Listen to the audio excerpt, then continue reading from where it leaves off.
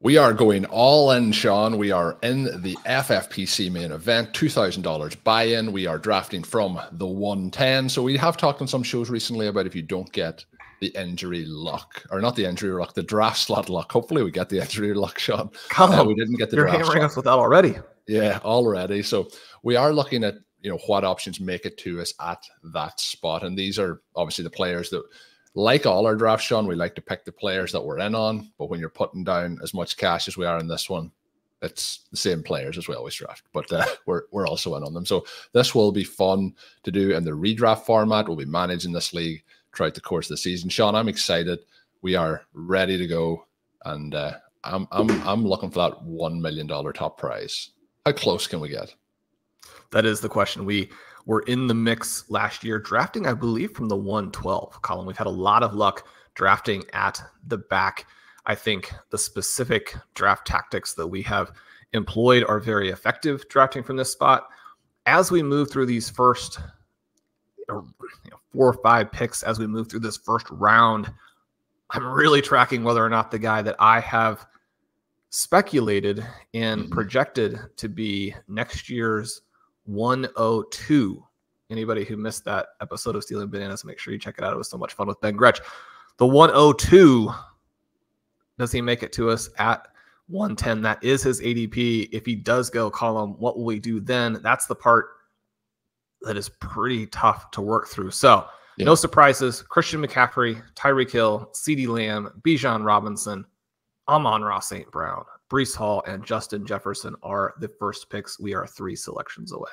Yeah, so we kind of want to see A.J. Brown go off the board, Shawn, is something we've talked about, but you can get boxed out here even if that is the case, because Garrett Wilson or Justin Jefferson will be our priority targets. Jefferson does go at the 107, so we're 2 spots away.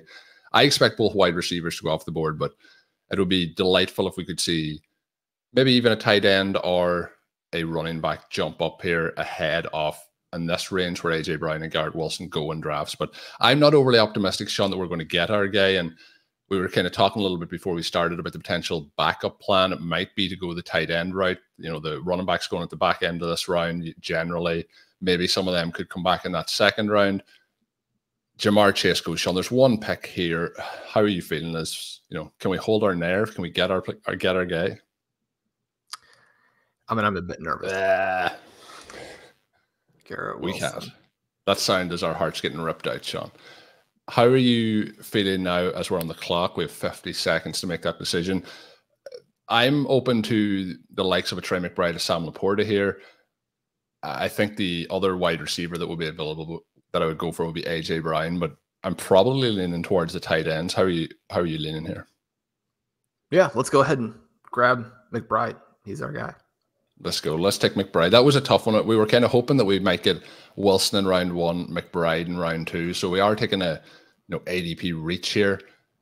Makes it a little bit tricky. We're kind of taking our priority second round pick in round 1. But, I think we can push him all the way up in tight end premium to have that monster season we were talking about before we started. Shawn has moved Trey McBride up to tight end 1 over Sam Laporta based on some of the dynamics around the opportunities that will be provided in the offense and I won't say lack of competition, but less competition.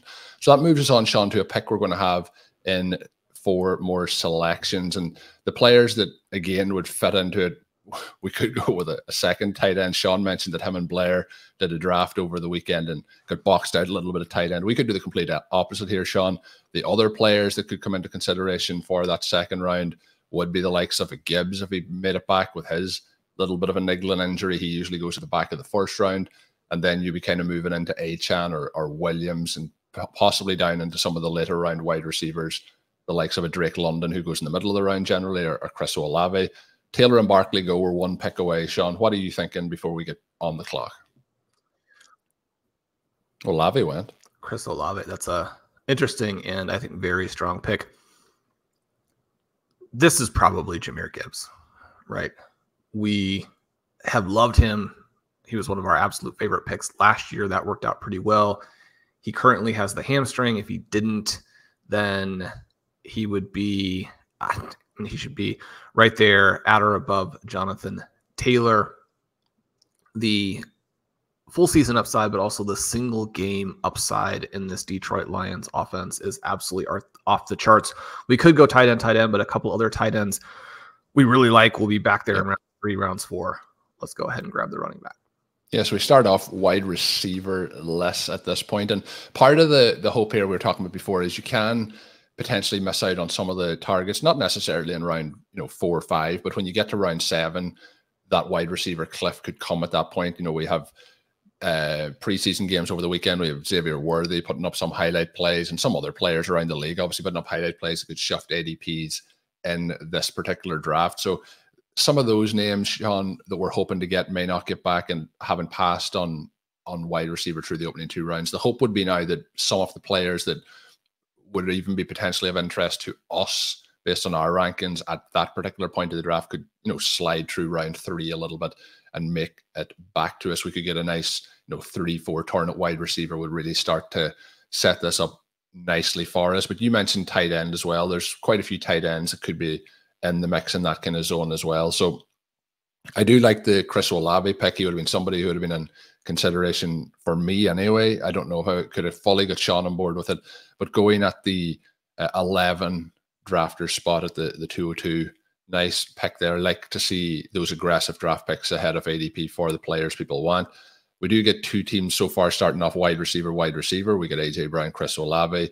We get Jahmyr, Chase, Puka, Nakua, and we're after getting the Justin Jefferson, Sam Laporta team. We have a Garrett Wilson, Travis Kelce team. So some pretty cool starts through the opening 2 picks. We'll see how the rest of the room develops here as it moves along, Shawn. But you were talking about Jahmyr Gibbs and kind of the concerns with him. But realistically now, looking at what we have done at the 110 and the 204, or the 203, sorry, like I could easily have seen that, 4 weeks ago, that the scenario would be that you take Jahmyr Gibbs at the 10 and you take Trey McBride at the 203. So I'm quite comfortable with that start, basically having them in the 2 different positions, but getting both guys, because Gibbs is somebody who generally goes at the 12th spot in this. So we get a 4-pick discount in him. We take McBride a little bit ahead of ADP. So pretty nice start to get. And to get that anchor running back that has just that electric upside, I think we're off to a nice start.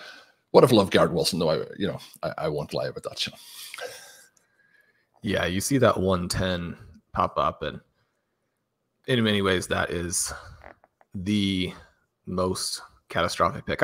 111 to 112 still worse. You're probably not going to get Garrett Wilson, and it's a little bit more difficult to get those receivers coming back in 7. In our prep column, one of the things that we like to do, and one of the things that you always emphasize, is this drafting back to front element. We've got a receiver in round 12 that should be there. We really like. We have a receiver in round 10 who should be there. We really like. One of the names that Blair and I have written a lot about and is on your team, Colm, as a native Irelander. You have Is that what they're called?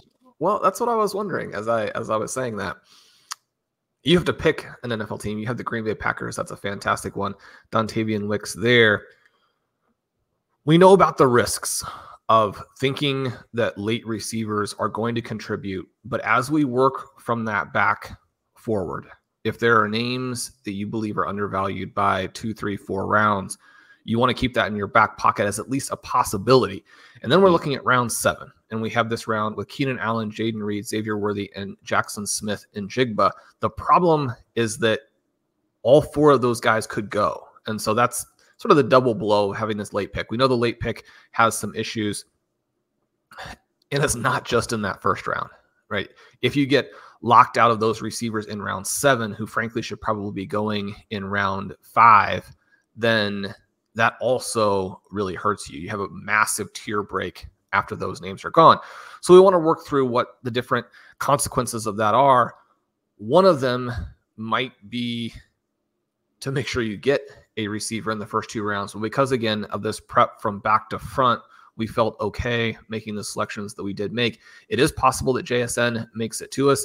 It is possible that in round 6, we might just reach all the way up and take Worthy at that point, especially with our early pick here and maybe not needing Brock Bowers quite as much. Colm, I'm pretty excited about this start and that we like those 2 guys, but it's not exactly the CeeDee Lamb, Amon-Ra St. Brown start we were able to get from the 112 last year. It isn't, but obviously, having been able to see what developed last season is also, very good in hindsight. So there could be a case that Trey McBride just lights the world on fire at tight end, and Gibbs is the RB1 overall. And then, we're talking next year about the Trey McBride Gibbs start. So it could all work out from that perspective.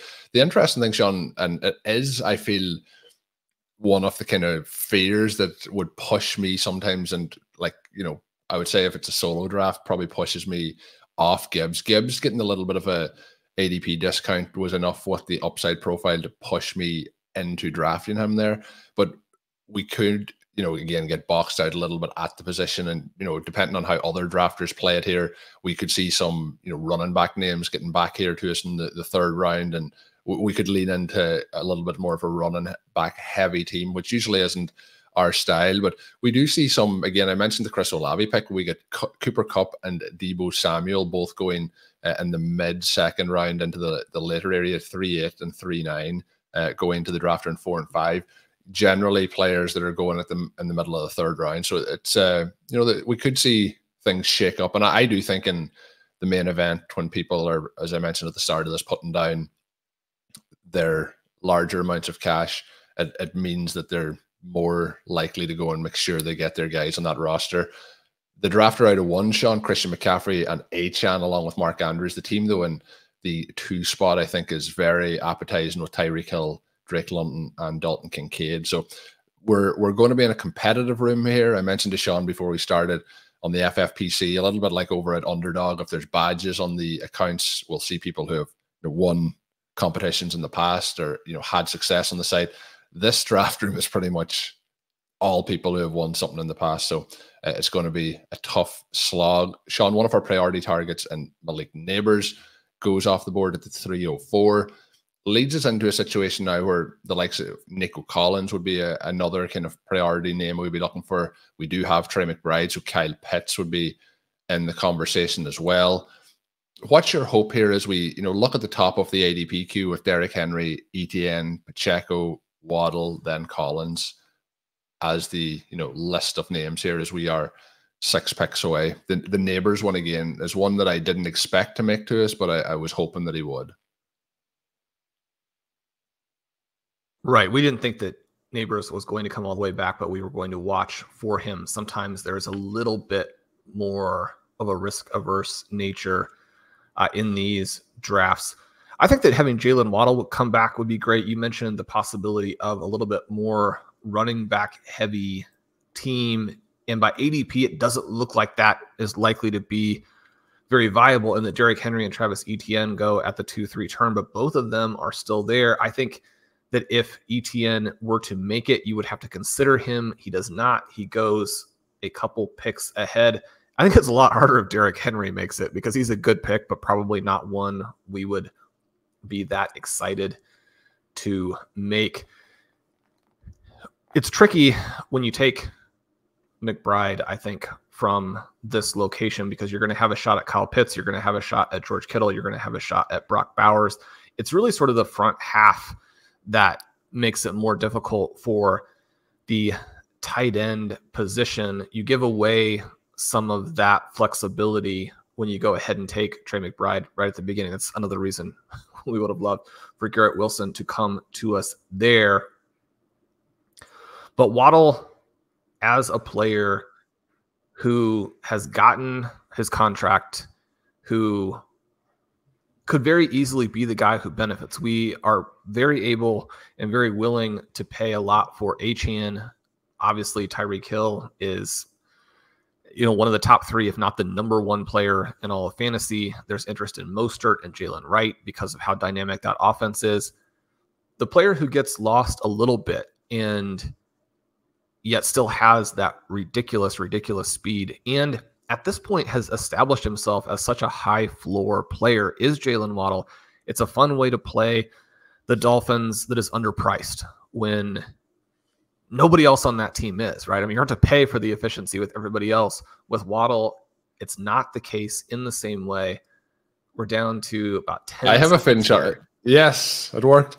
I had a feeling, Shawn, that you do the 4-minute discussion on Jaylen Waddle, and I was just sure that he was going to get selected. So Mike Evans goes. I would like, I think I would ideally here you get Waddle and Collins. You probably don't, but yeah, I think Waddle is a nice pick. Collins is also a nice pick. But yeah, get access to that explosive offense. The other part with the Collins pick that kind of, although I'd love to get him on the roster, and if he comes back, certainly will be in the conversation, is the fact that you have, Diggs and Dell later on as potential options to add on to that roster. The draft in 11 does add Kyle Pitts to that AJ Brown, Chris Olave roster, so he's not going to be in the conversation for us. But I think based on our start, Shawn, we probably are looking to move into the wide receivers if it was at all possible. So Waddle there at a kind of 4 or 5 pick discount is again nice to add to the roster with the way we have started this off. I think if we were to get another wide receiver potentially here as it works its way back to us, we would be very comfortable with that start. The other players that are of interest, like Nico Collins is here that I would be liking. DJ Moore is interesting, but I've been tending to lean in the other directions on the Bears wide receiver room. But Stephon Diggs and the other name, Shawn, that I would mention, we already have our tight end, but I do think that George Kittle is interesting when it gets to these particular areas of the draft. We get Pitts and then Ingram. So we are 2 picks before our pick, Shawn. If Nico Collins comes back here, it would be, I think, a pretty smash play. If Nico Collins doesn't come back, who are some of the other names that you're looking to pick here? I think it's probably Diggs, in part because that round 6 pick is probably Bowers. At the same time, if you take Bowers, you're going to give up Xavier Worthy. Yeah. And I mean, Worthy is in such a fantastic position to score right away. I have a planned article. We'll see if I end up having time to write it, but it's basically looking at 8 reasons that Xavier Worthy's game against the Lions there is pretty misleading, and or at least 8 reasons to be skeptical, because he made a bunch of mistakes in that game, a huge number of mistakes for like such a short period of time. And yet efficiency mightn't be the key, but big plays could be the big leveler for that. Well, right. But I mean, on the one, it was like the most flagrant offside that you will ever see on the 39-yard reception. And then, I mean, you're competing against deep backups when he scores that touchdown with Carson Wentz. Colm, we do get Nico Collins to come back around. That seems like it's got to be the play. Yeah, I think so. And just before that will be the pick, but is there in any situations that you would take Diggs over Collins? I wouldn't, but is there? Well, I think that Diggs has a great chance to be the wide receiver 1, and we certainly want to lean into that in situations where it makes sense. But he is priced so affordably in so many different locations. Yeah. That, like in this format, there's only, there's about a 13, 14 pick range by ADP. Like it's a 1 round difference. But then in this situation, we got Nico Collins at, an 8-9 pick discount. So it's very hard to, in this situation, go with Diggs. But in the main event, for example, with the way the ADP pricing is, I think it's very difficult. Yeah, there are increasing concerns that Collins is going to get squeezed a little bit. And I would assume that that's why the savvy room here is willing to take some guys like a Rashee Rice and a DJ Moore over him. We feel really good about getting him there, especially when the next couple picks are names like Josh Jacobs and James Cook. It's not impossible that those players would hit, but after Collins, until you get down, to that Diggs level, you've got a bunch of guys here who are across a pretty significant tier break from the player that we got to select. When you start from the 110, you want to celebrate those, small gifts back, and to get blocked from our priority target in round 1, but then be able to get 2 guys in Waddle and Collins who are well below ADP, and to have that receiver duo in the 3-4 to balance out what we did in the top two. I mean, that's a little bit of serendipity that you probably don't normally get. There's also a pretty strong case that as soon as Jahmyr Gibbs is back, that his ADP will jump back into that 110 range. And you have to like that as well, despite the fact that, we did pick a round 2 guy in round 1. Yeah, but that's what I was kind of hinting at earlier, that it's kind of like we flipped ADPs on those two players. And if it's a case that Trey McBride's going at the 206 and Gibbs is going at the 111 in 4 weeks' time, or it can't be 4 weeks' time because the season would have started, but pre-week 1, that all kind of evens itself out. We do get Diggs going off the board at the 407, so just 4 picks between those two guys. Rashee Rice, Shawn, in this obviously seems like the suspension is very unlikely to happen at the moment this season. He goes off in this one at the 401, which is, even with his ADP creeping up, is still, a round and a half or 2 rounds above where he would normally go. We talked about Worthy. What's your kind of thoughts now on how the landscape maybe is shuffling that a little bit? We get, Hollywood Brown with the injury, that's jumping up Rice a bit. We're getting kind of the reports that he is unlikely to face a suspension probably this season. That brings him up again. Like, I remember one of the first drafts we did this offseason on Underdog, I believe it was a BBM, where we took Rashee Rice in the 2nd round prior to any of the offseason issues. So he is a player that has a lot of talent, come on strong last year as a rookie. Where would you be looking to take him? Would you be still waiting to that kind of 5th round range, or would you be willing to go as high as that 401 at this particular point? Yeah, no, looking at ADP in the FFPC redraft environment for the last several days, he's at the 411. I think he could continue to rise. A little bit covered up in the couple of splash plays for Worthy is the fact that Rice drew a ton of targets right at the beginning of that game. I have a really hard time with Travis Kelce's ADP. I think those young receivers are going to cut into him a ton. And it's not that he's going to have a bad season, but when we're talking about the guys being drafted in that 2nd round, and Laporta, Kelce, McBride, Kincaid, Kelce has easily the best track record. He may still have the most talent. He's going to be in the most explosive offense. They're with the Detroit Lions and Laporta. But he's going in the opposite direction, and the ceiling for those other players is pretty off the charts. We'll have to track that.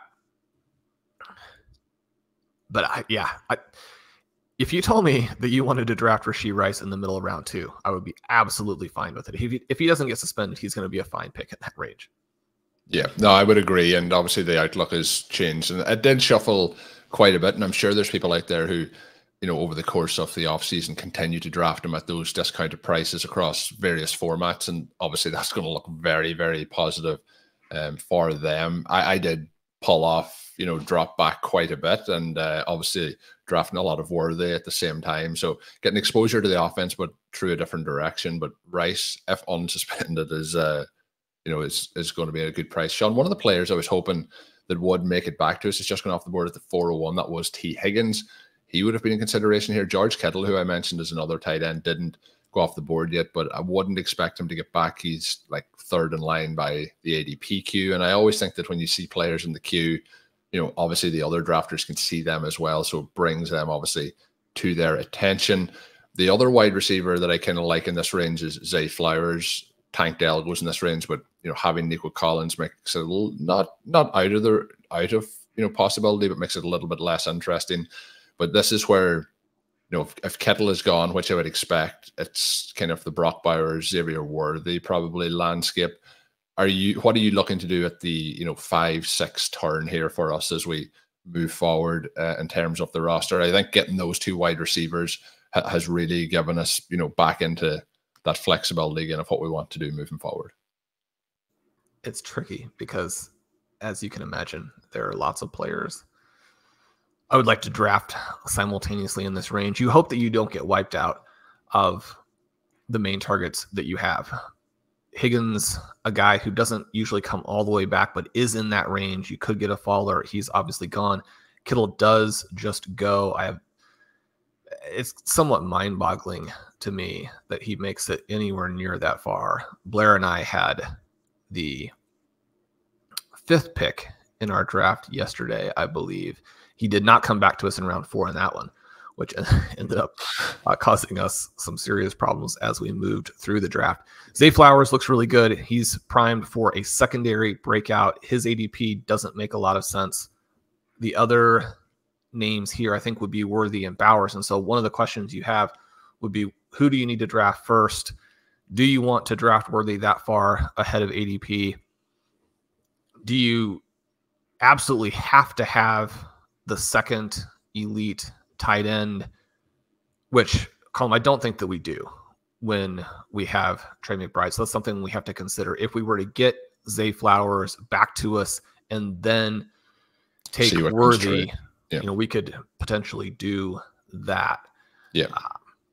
I think it's a case of playing to see what gets to us. Like if Flowers goes, then we lean to the other conversation. If they all get to us, probably trying to get the 2 wide receivers. So I think it's all a case of, 3 picks to go. What makes it to us? That obviously changes the pictures. But, this is an area where James Conner goes, for example. But, I think having Gibbs, I'm looking to, go in that opposite direction and get wide receivers or the tight end on the roster. This is an area too where Patrick Mahomes could get drafted, and he is, a little bit beyond ADP at this point. Zay Flowers, Shawn does go to the team in 7, so that changes that picture for us. Depends then what, how aggressive we want to be on this turn as Patrick Mahomes also gets drafted. 1 pick away, Shawn. Brock Bowers and Worthy at the top of the queue, but I mentioned some of the other names that do go. Both of those guys make it to us. What do you want to do here? Is I probably would lean. Both of the guys at the turn have tight end, so maybe they do go double tight end and look to take Worthy here, but are not Worthy, Bowers. Do you want to go and get Worthy on the roster at this point, or do you think it's too early? No, I mean, we got the 110. You're going to have to take aggressive. Some swings. The next group of receivers by ADP is Pickens, McLaurin, Kirk, Godwin, Ridley. I mean, you can't take any of those guys over Xavier Worthy. Let's go ahead and go that route and hope Brock Bowers gets back to us. Okay, that's it.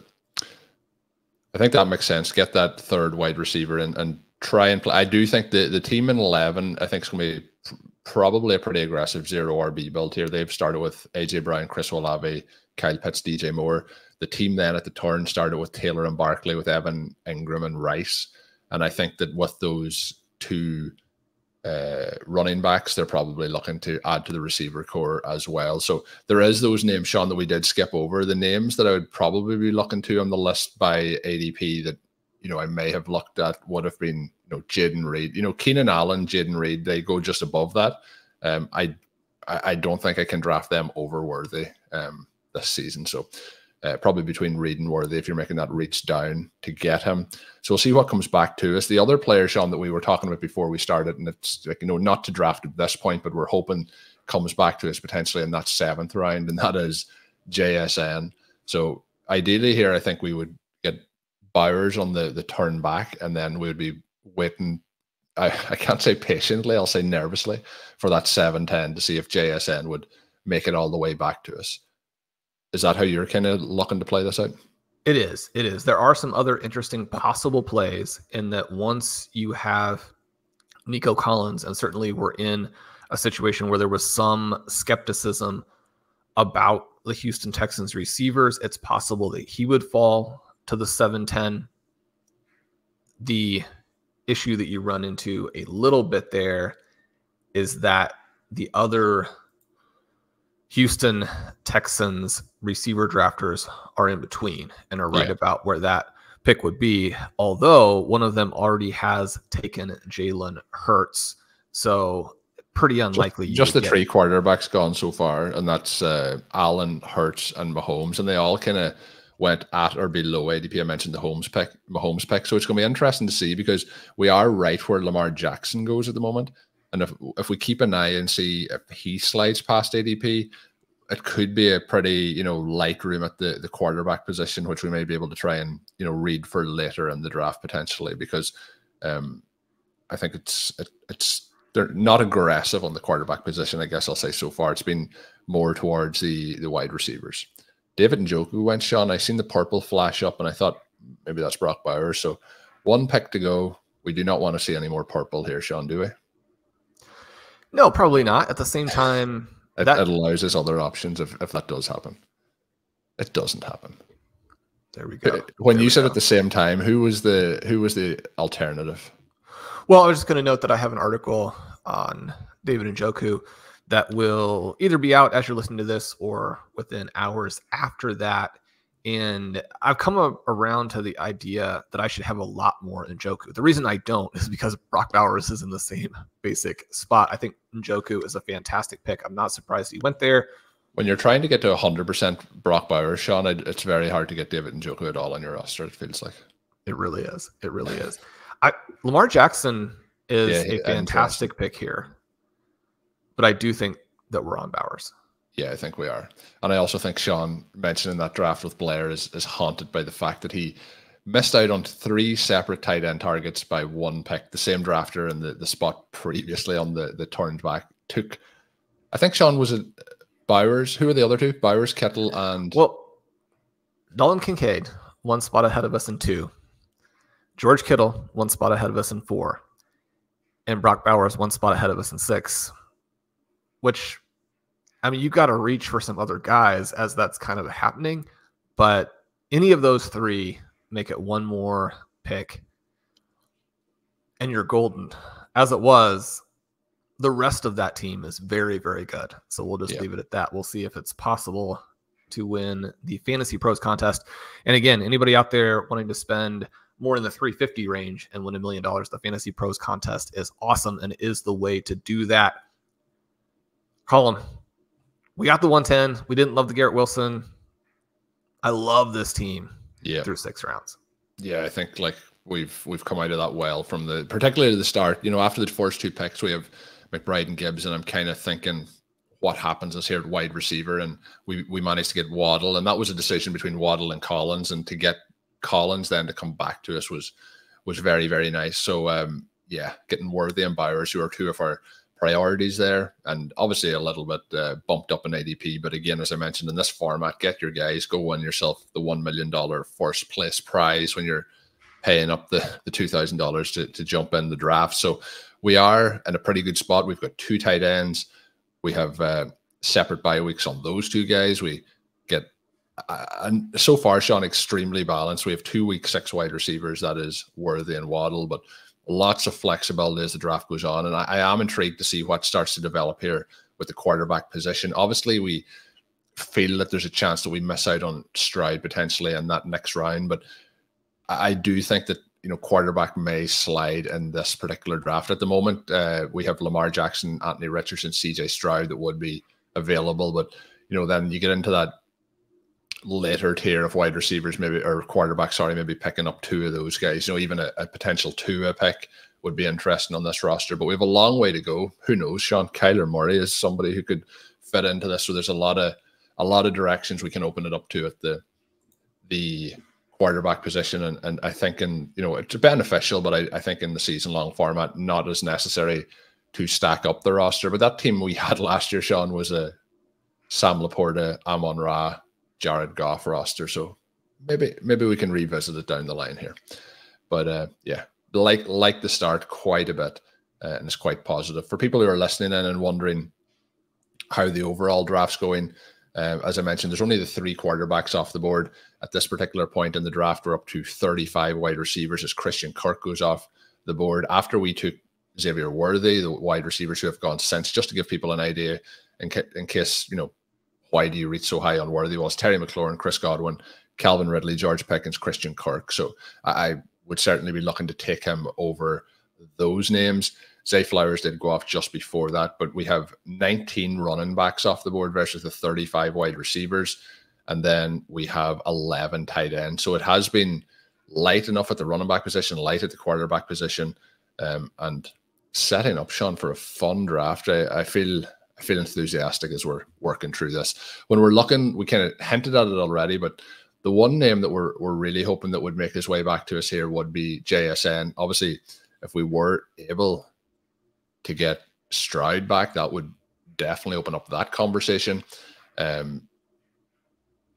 Any other names, if those, let's say those two go, we don't have that option, and the players who are by ADP ahead of that we could be interested in will be like Keenan Allen, James Conner, Deontay Johnson potentially. But you start to get into a quarterback range then with Jaden Daniels, Jordan Love.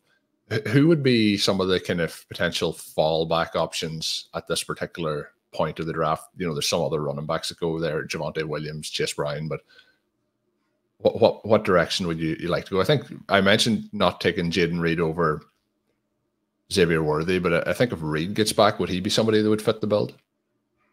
Yeah, you would love to have Reed slide to you. I don't think that he will, and yet there is we get a Lamar Jackson auto pick to get a 6'10", goes eventually. There's just such a steady drumbeat about Dobbs and Watson out of Green Bay that you do have that possibility that Reed would make it through. Again, we talk about drafting from back to front. So you're looking at where those QB options, the guys who feel like they could be in the lineup and really elevate you to not just a league title, but a tournament title. Thinking in terms of names like Jordan Love and Jaden Daniels, they go in 9.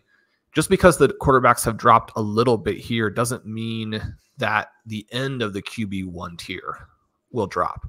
You're going to have a lot of people kind of playing chicken in this early range. And then if in fact a lot of the drafters have Love and Daniels as sort of a tier break down to the group that is Prescott, Purdy, Caleb Williams, you could have Love and Daniels maybe even go a little bit earlier than they normally do, even after you've had that QB1, like the elite QB1 tier fall. Bad news. JSN goes at the 6-7 turn. Again, I don't think that is a huge surprise. It's just a more accurate reflection of where his value really is. But Colm is disappointing. The 6-12 for JSN. Yeah. Somewhere we would be we would be open to taking him. That was the drafter as well that did reach up and get Higgins that little bit early. So they have Higgins along now with Amari Cooper, JSN, CMC, Mark Andrews, and Achan on that particular team.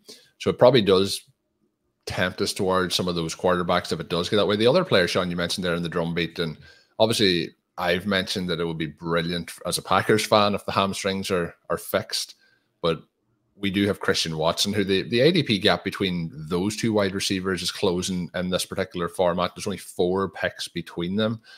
Is there a chance that, you would flip those guys and prefer Watson on a roster? And the other player that did just go there again to that same drafter with JSN was Adunze, who had quite an impressive preseason performance over the last kind of 24 hours as we record this. So that's another player, Shawn, out of the player pool for us, but not drafting Amari Cooper at all, but he obviously had some big games to finish last year, but a very strong wide receiver room being built there at the moment with a lot of young upside from the team in 1. Packers wide receivers, Shawn, any chance of flipping Reed and Watson? I don't think so. We drafted Watson for our RV Triflex Dynasty startup. I liked him there in terms of what you would win if you're right over the long term. And he was a nice pick within the context of where players were going in that draft.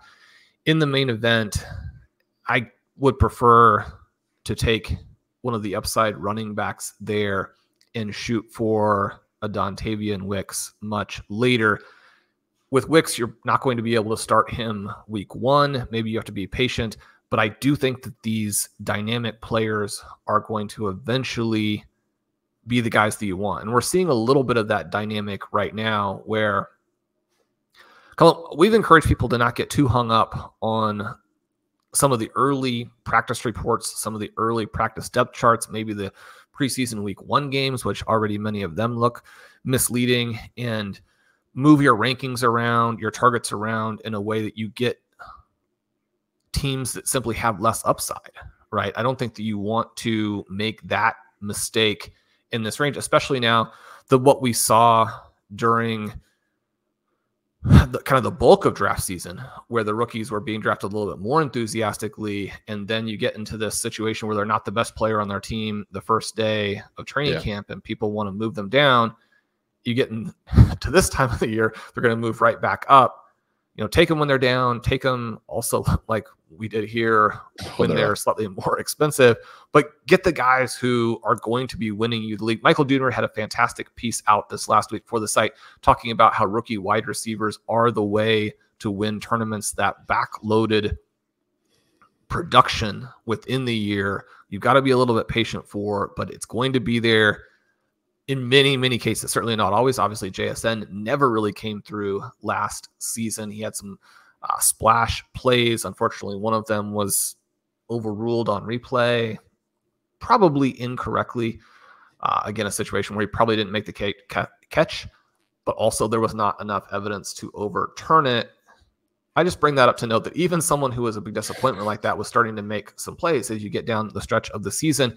You want to construct your roster such that you have a starting lineup that works in week one, right? We don't want to drop way off the pace, but at the same time is going to be the most dominant roster when you get to your league playoffs in weeks 13 and 14, and also the most dominant roster in weeks 15, 16, and 17 when you're in the race. I've been holding my breath, Shawn, for quite a few picks there. We do have an option here to take CJ Stroud if we want. He makes it all the way back through. Jaden Reed did go one pick before. I'm very much open to going with Stroud here if that's the direction that you're happy to do. With Reed going, the next kind of option for me is probably Christian Watson or potentially into Chase Brown, Javonte Williams at running back. So I probably would lean to the quarterback here and see who comes back. Is there somebody else that you want to pitch over the quarterbacks? I think it's so hard to take Stroud at this pick when you can probably take Kyler Murray in a couple of picks. You can probably get a similar type of production from who's the pick Jordan then with Love 12 seconds left. Daniels. But Colm, I don't think that we're quite to the point as we are recording this. The Broncos haven't played their second preseason game. I don't know that we're going to get any meaningful, new intel from that. I think that, it's tempting there to go Chase Brown and Javonte Williams and to have that group of running backs and really try to put the hammer down on the league with them. But at the same time, when you are given CJ Stroud on a team that has Nico Collins, where you got that great value, we're now into the CJ Stroud is Patrick Mahomes 2013 discussion. Peyton Manning 2013. Patrick Mahomes 2024. Patrick Mahomes in a bunch of years, right? Yeah. Patrick Mahomes 2013 was not a thing. Peyton Manning 2013. Keep an eye on it, Colm. Now that we've drafted him, you want to come out and get that.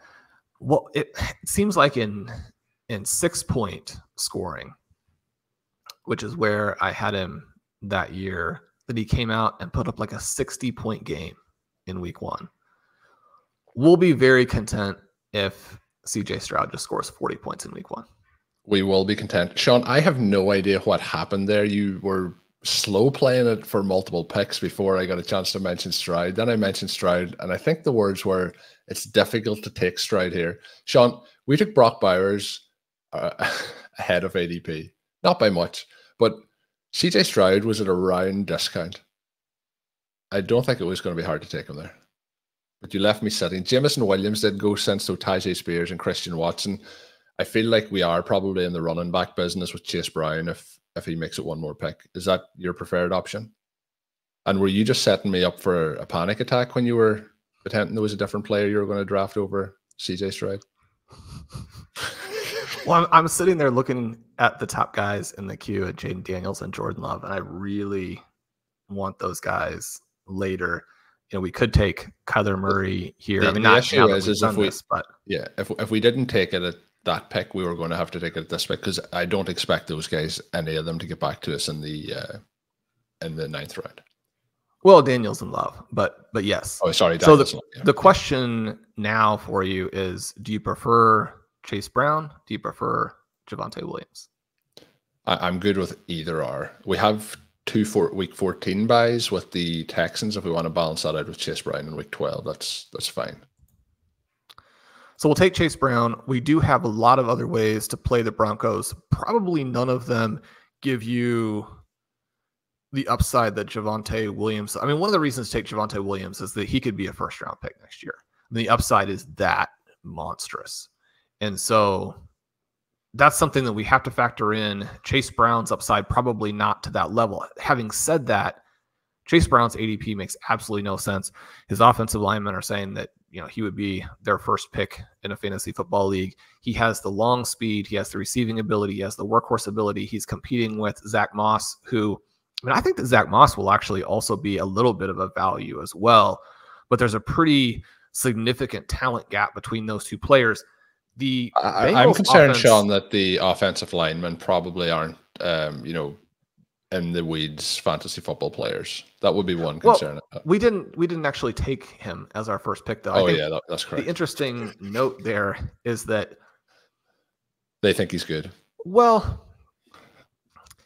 it's one of those things where, like, if you're out with a couple of friends, right, and one of them turns to a handful of potential employers and says, like, Colm is the best person I know at podcasting. He's also the best soccer goalie. He's also the person you want as the tight end when you're starting up your American football league.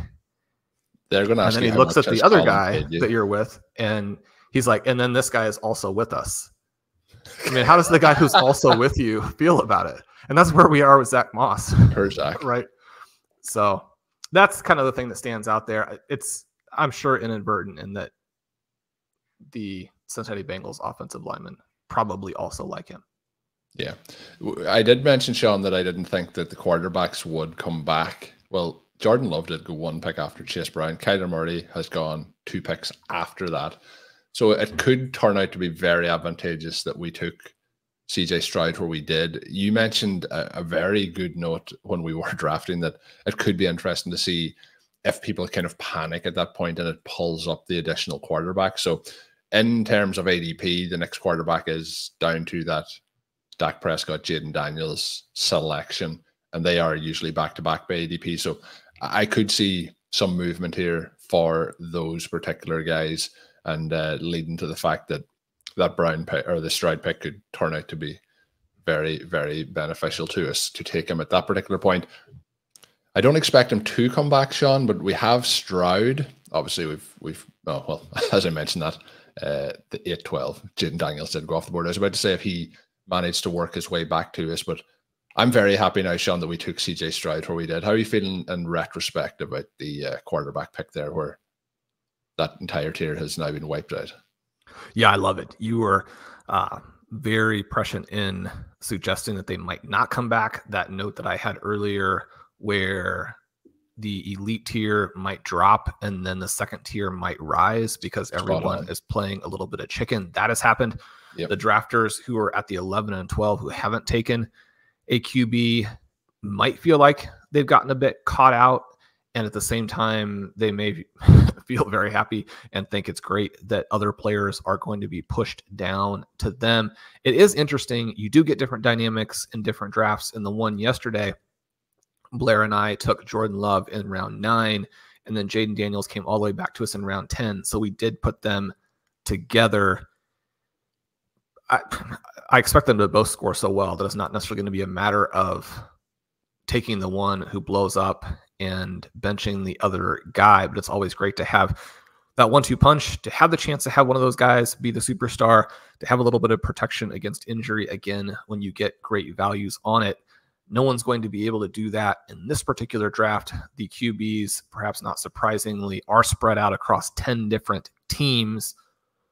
How the remaining 2 teams address QB and whether or not any teams decide to make that second QB selection in this draft before we get deep into it will be something to track. The last couple names to come off there, and we had a little bit of a pause, but Hollywood Brown, Ladd McConkey, Keon Coleman do come off at receiver, and then Brian Thomas wrapping back around into the 9th.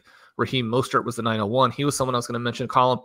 He also thought he got drafted by the Achan drafter. And any thoughts on, obviously we mentioned how explosive that offense is earlier. Any thoughts on pairing them together in this format? Yeah, it's probably not my favorite way to do it. And yes, that team is so well put together that it does give them that flexibility where either guy could end up being the clear, just blow up starter for them. It's a McCaffrey Achan team that has Higgins, Amari Cooper, Jackson Smith, and Jigba and Rome Adunze, and then Mark Andrews and Jaden Daniels at the onesie positions. They are looking very good and executing as you would want when you do get that very top pick. You don't want to blow it. Colm, Jaylen Warren picked up a bit of an injury yesterday. He's someone who might slide all the way to us. I would love it if he did. That was kind of where I was going to. Yeah, Javonte Williams. What I was going to lean to was this is an area where some of my favorite targets, whether it's right or wrong, with Nick Chubb, TJ Hawkinson going. How do you feel in the redraft versus best ball? So in best ball, we're setting up these teams, and I'm kind of saying, well, if I get him from week 7, 8 onwards, he can be the hammer to push that team to major success. With a redraft roster like this, and although we do have 2 tight ends and 2 running backs, so it would be potentially viable to add somebody. But what is your thoughts on the likes of a Chubb or a Hawkinson being added? Just with more so not those players specifically to this route, but the injury concerns on redraft versus best ball. Yeah, I think we're looking at it being a lot easier to take those guys in redraft. And the reason is you don't have to play them. Jake Bowes, who had the great piece on buys and how they're a huge deal in best ball, also has an excellent, the other part of that piece looks at how devastating it is to take zeros. And again, that's intuitive, and yet we can sometimes look at it and say, yes, but the trade-off is so extreme. You don't necessarily take those zeros here, because if you take Nick Chubb, he's not going to start for you in week 1.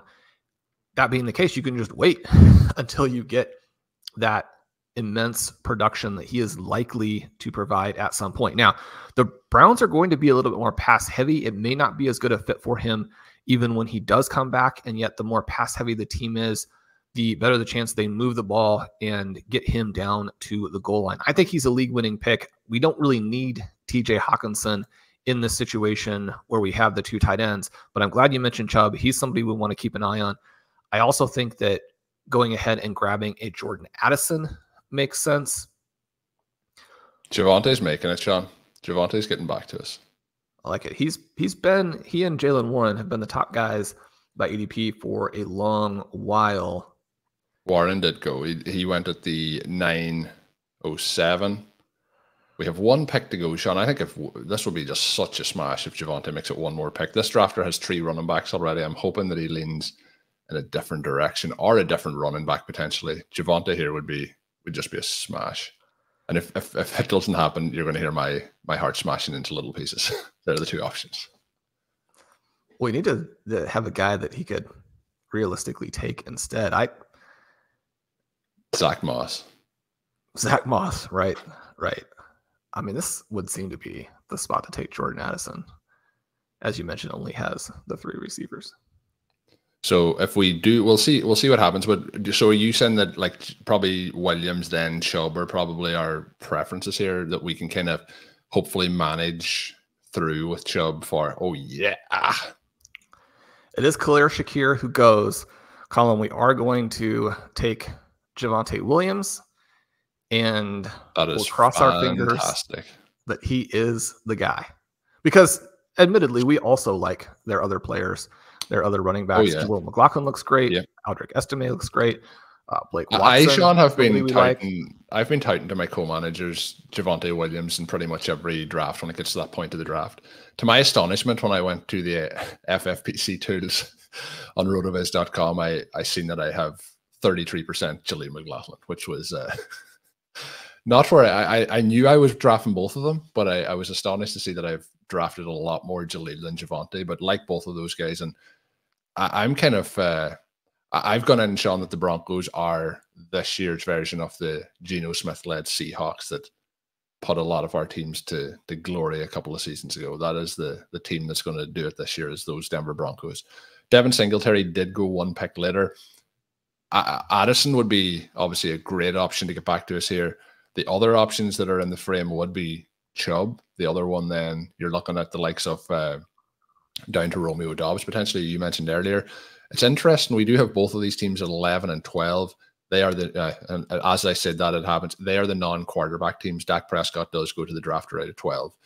So they probably were waiting the entire round from that Jaden Daniels pick to see what would occur in that scenario. But if we get back and we have the option, Shawn, between Chubb and Addison, are we going the Addison direction? And I know we can manage the bye weeks, and I just like to mention these things as thoughts as we go through it. We do have Worthy and Waddle from our three wide receivers that are both week 6, so we give us a third week 6 wide receiver at this point. But I think we can manage it. But what's your thoughts on that outcome? Yeah, and one of the reasons that Connor may be a little bit less concerned about buys with the FFPC drafts that you're doing is that 2-2-2 format gives you a lot of flexibility. So 2 running backs, 2 wide receivers, 2 flexes. Also, the tight ends really play up. So you're not as forced to get the scoring from a specific spot. We look at the round 6 buys, and we don't have a round 6 buy at running back. We don't have a round 6 buy at tight end. You will have probably injuries, and so that's something to always be aware of. And yet, when you only have to play the 2 wide receivers and you have other strong players, then having those buys, yeah, it's going to limit your flexibility in that week, but it's not going to completely wipe you out because you don't have to get to a 3rd receiver. You don't have to get to a 4th receiver for the flex. That part of it, I think, makes it pretty easy here. The only question is if Nick Chubb is that valuable in comparison that you would still simply want to take him. Yeah, so the balance is between that and getting up to the 4th wide receiver, which I think might be the most beneficial part here, would be to get that. What do you think? I think getting the wide receiver probably balances out what we've done with the roster so far. Yeah, I think that we can go that route. Addison, somebody who seems to be, just dramatically undervalued.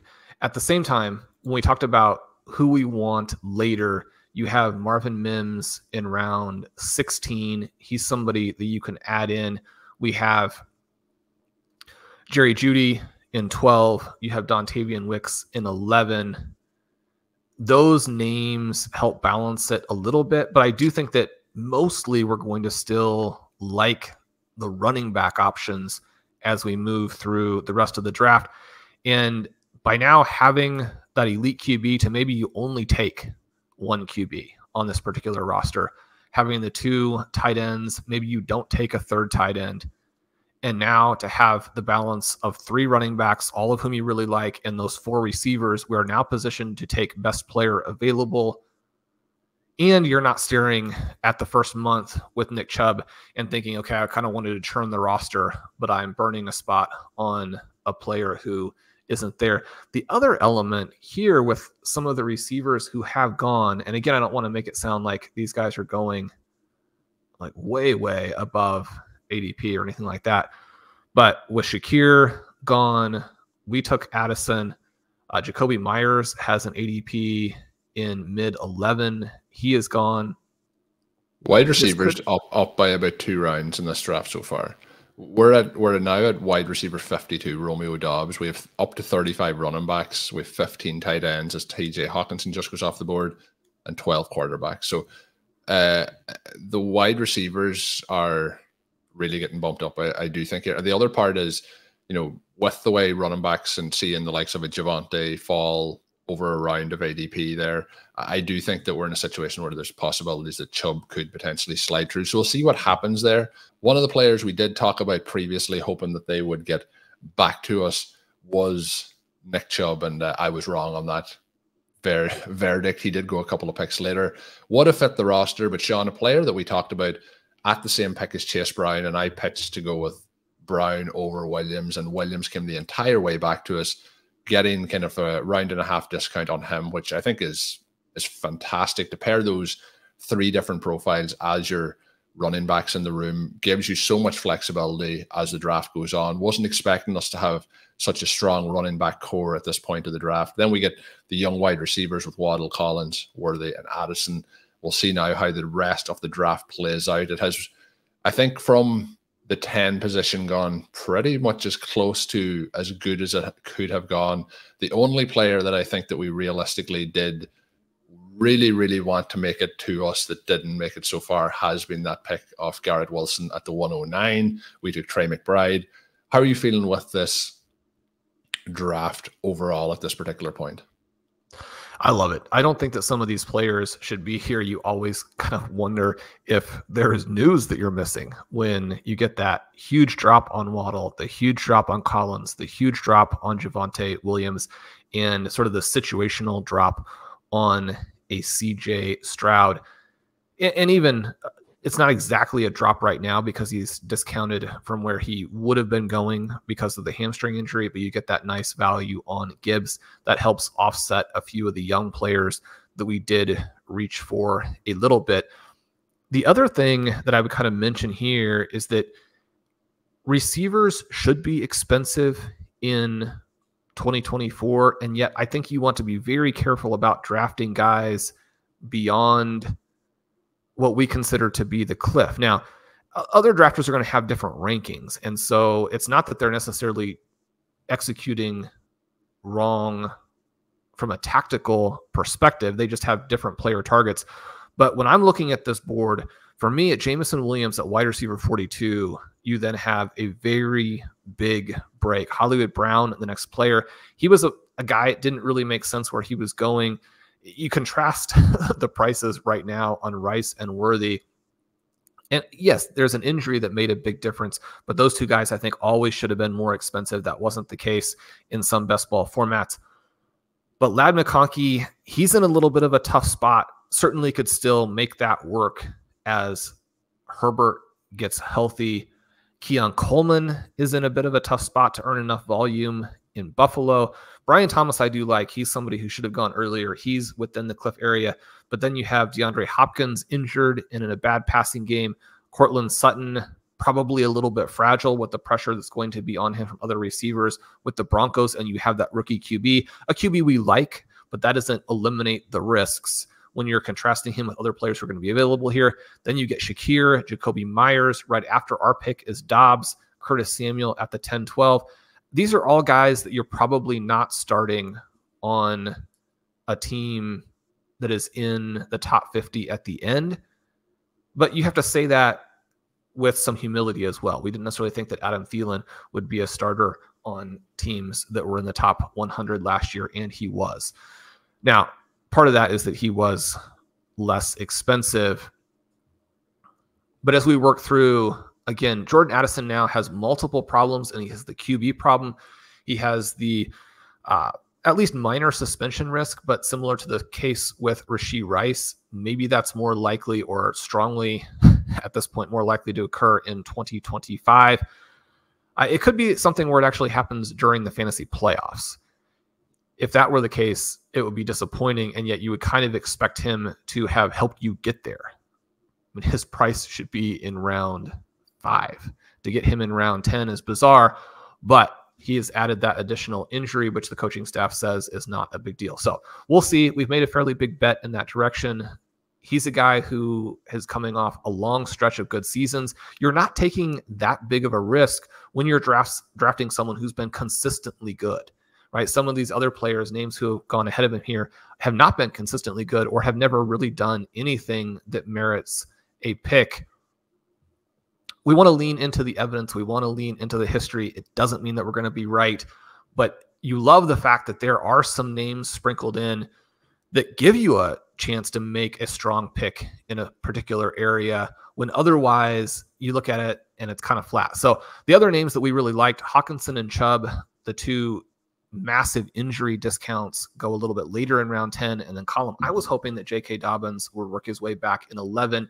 It didn't appear that that would be the case by ADP, but running backs have been falling a little bit here. Running backs have been falling, but Shawn, since we took Addison, Romeo Dobbs went one pick after, but we got Zach Moss, TJ Hawkinson, then Nick Chubb, Zach Charbonnet, Jerome Ford, Austin Eckler, Rico Dowdle, Curtis Samuel, Ray Davis, J.K. Dobbins, and then Josh Palmer to this point. So we did have a range there where 8 running backs went off in a 10-pick period. So heavy running back run after they had fallen a bit. Players at the top of the ADP queue at the moment are Gus Edwards, Trey Benson, Elliott, Jaylen Wright, and then you're down to Cole Kmet.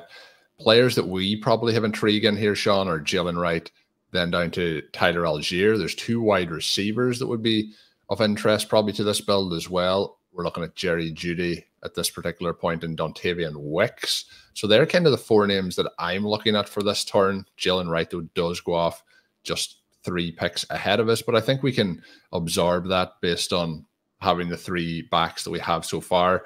What are your thoughts here on like if we could pull off Wicks and Jeudy around this turn, or do you want to get Algier as an option on it? I think, you know, adding that wide receiver firepower here might be smart. There's as we look through the remaining kind of targets that we would have, you're starting to get down to, you know, Jalen Polk, Wendell Robinson, Marvin Mims after this tier of wide receiver. How are you feeling about wide receiver here at these 2 picks? Yeah, I'm probably hoping that we're able to get Wicks and Jeudy. Wicks does come to us here. Trey Benson is an interesting pick. The buzz out of camp has not really featured him, and yet at the same time, it would not be surprising at all if he ends up being a significant breakout force in the second half of the season. One of the things that we do if we grab a couple of receivers at this turn is that potentially you add even a little bit more lighter fluid to that run. So they really are. With Dontavian Wicks, if we're wrong, we can eventually cut him. We don't have to start him week 1. We can watch this play out. This seems like the pretty straightforward pick. Yeah, it's the straightforward pick. And if we were able to come out of this, as I mentioned, with the 2 of those guys, that would leave us in a strong position then at wide receiver. We have 5 now. We would obviously, if we take 1 more, we would be up to 6. That's how maths work. But we are waiting to see what gets around the turn here. Obviously, the drafter in 11, drafter in 12 may have other ideas. And in fact, the drafter in 11, Shawn, has that very idea. They do take Jerry Jeudy. They were kind of 2 players, and I'm, you know, to have one of them, I think we can't always be greedy and get every single player that we want, but we are in a place here where we're 3 picks away. The other options probably start to get into Algier. You mentioned Trey Benson. He could be a factor if we wanted to go in that direction as well. He's sliding a little bit past ADP here at this particular point. If we didn't have Javonte, Jaleel would be an interesting option. But looking down to it, Shawn, I know you have a couple of guys here that you like in the likes of Braelon Allen. You know, this is an area where Marshawn Lloyd goes, but with his injury, he may slide back to his Bucky Irving. And then you get Polk as well as another wide receiver option. Any of those names that you want to make fit into this roster over the likes of an Algier? What are you thinking here? We obviously have 2 picks to factor in, but some of those names are further down the board than people picking here may take. Yeah, I'm still trying to deal with the disappointment of not getting Jerry Jeudy. One of the reasons that we went with Dontavian Wicks is that it seemed to be more likely that Jeudy would get back. He has an ADP in mid to late round 12. I think the response there is to take the discount on Benson if he makes it through these next couple of picks. But the next selection after that, so he doesn't make it. The next selection after that is probably Braelon Allen. He just looks absolutely fantastic. I mean, I've said over and over these last couple of weeks now that he appears to be a top 10 running back in the NFL. It's so frustrating, the team that he is on, because we were massive Breece Hall fans. I would hate to think that he's going to take a chunk out of Hall's work, and I think I might spend the next 48 hours just weeping if Breece Hall got hurt. But I mean, Braelon Allen right here is just hugely gapped over every other player who's still available from the talent perspective. Is there anything else we should be considering? Shawn, it's very hard to make a pitch for a different player when the language used is there's a huge gap over every other player available here. So Braelon Allen is the selection. He also looks like a monster when he's padded up. So we have him now at it, and I do like getting the rookie in there. Allgeier's kind of in a similar situation. He's paired behind the other running back that goes in the first round. So you have Bijan Robinson in this one at the 104. You have Breece Hall, who's gone at the 106. And then you're kind of having this gap down to the 12th round. I would expect Allgeier to also go in this range. And very, very talented. Maybe two of the most talented backups in the entire NFL. And I think they will be worked into the offense based on that. But the other guys can't have 100% of the workload, and having him as the running back 4 is certainly fun as we see how it develops over the coming weeks and months. It was unfortunate there, Shawn, to lose out on Jeudy, because Allen is somebody who could potentially come back to us in the 13th. But the way that the draft has played out, I do think it's, as I mentioned at the very start, it's a sharp room.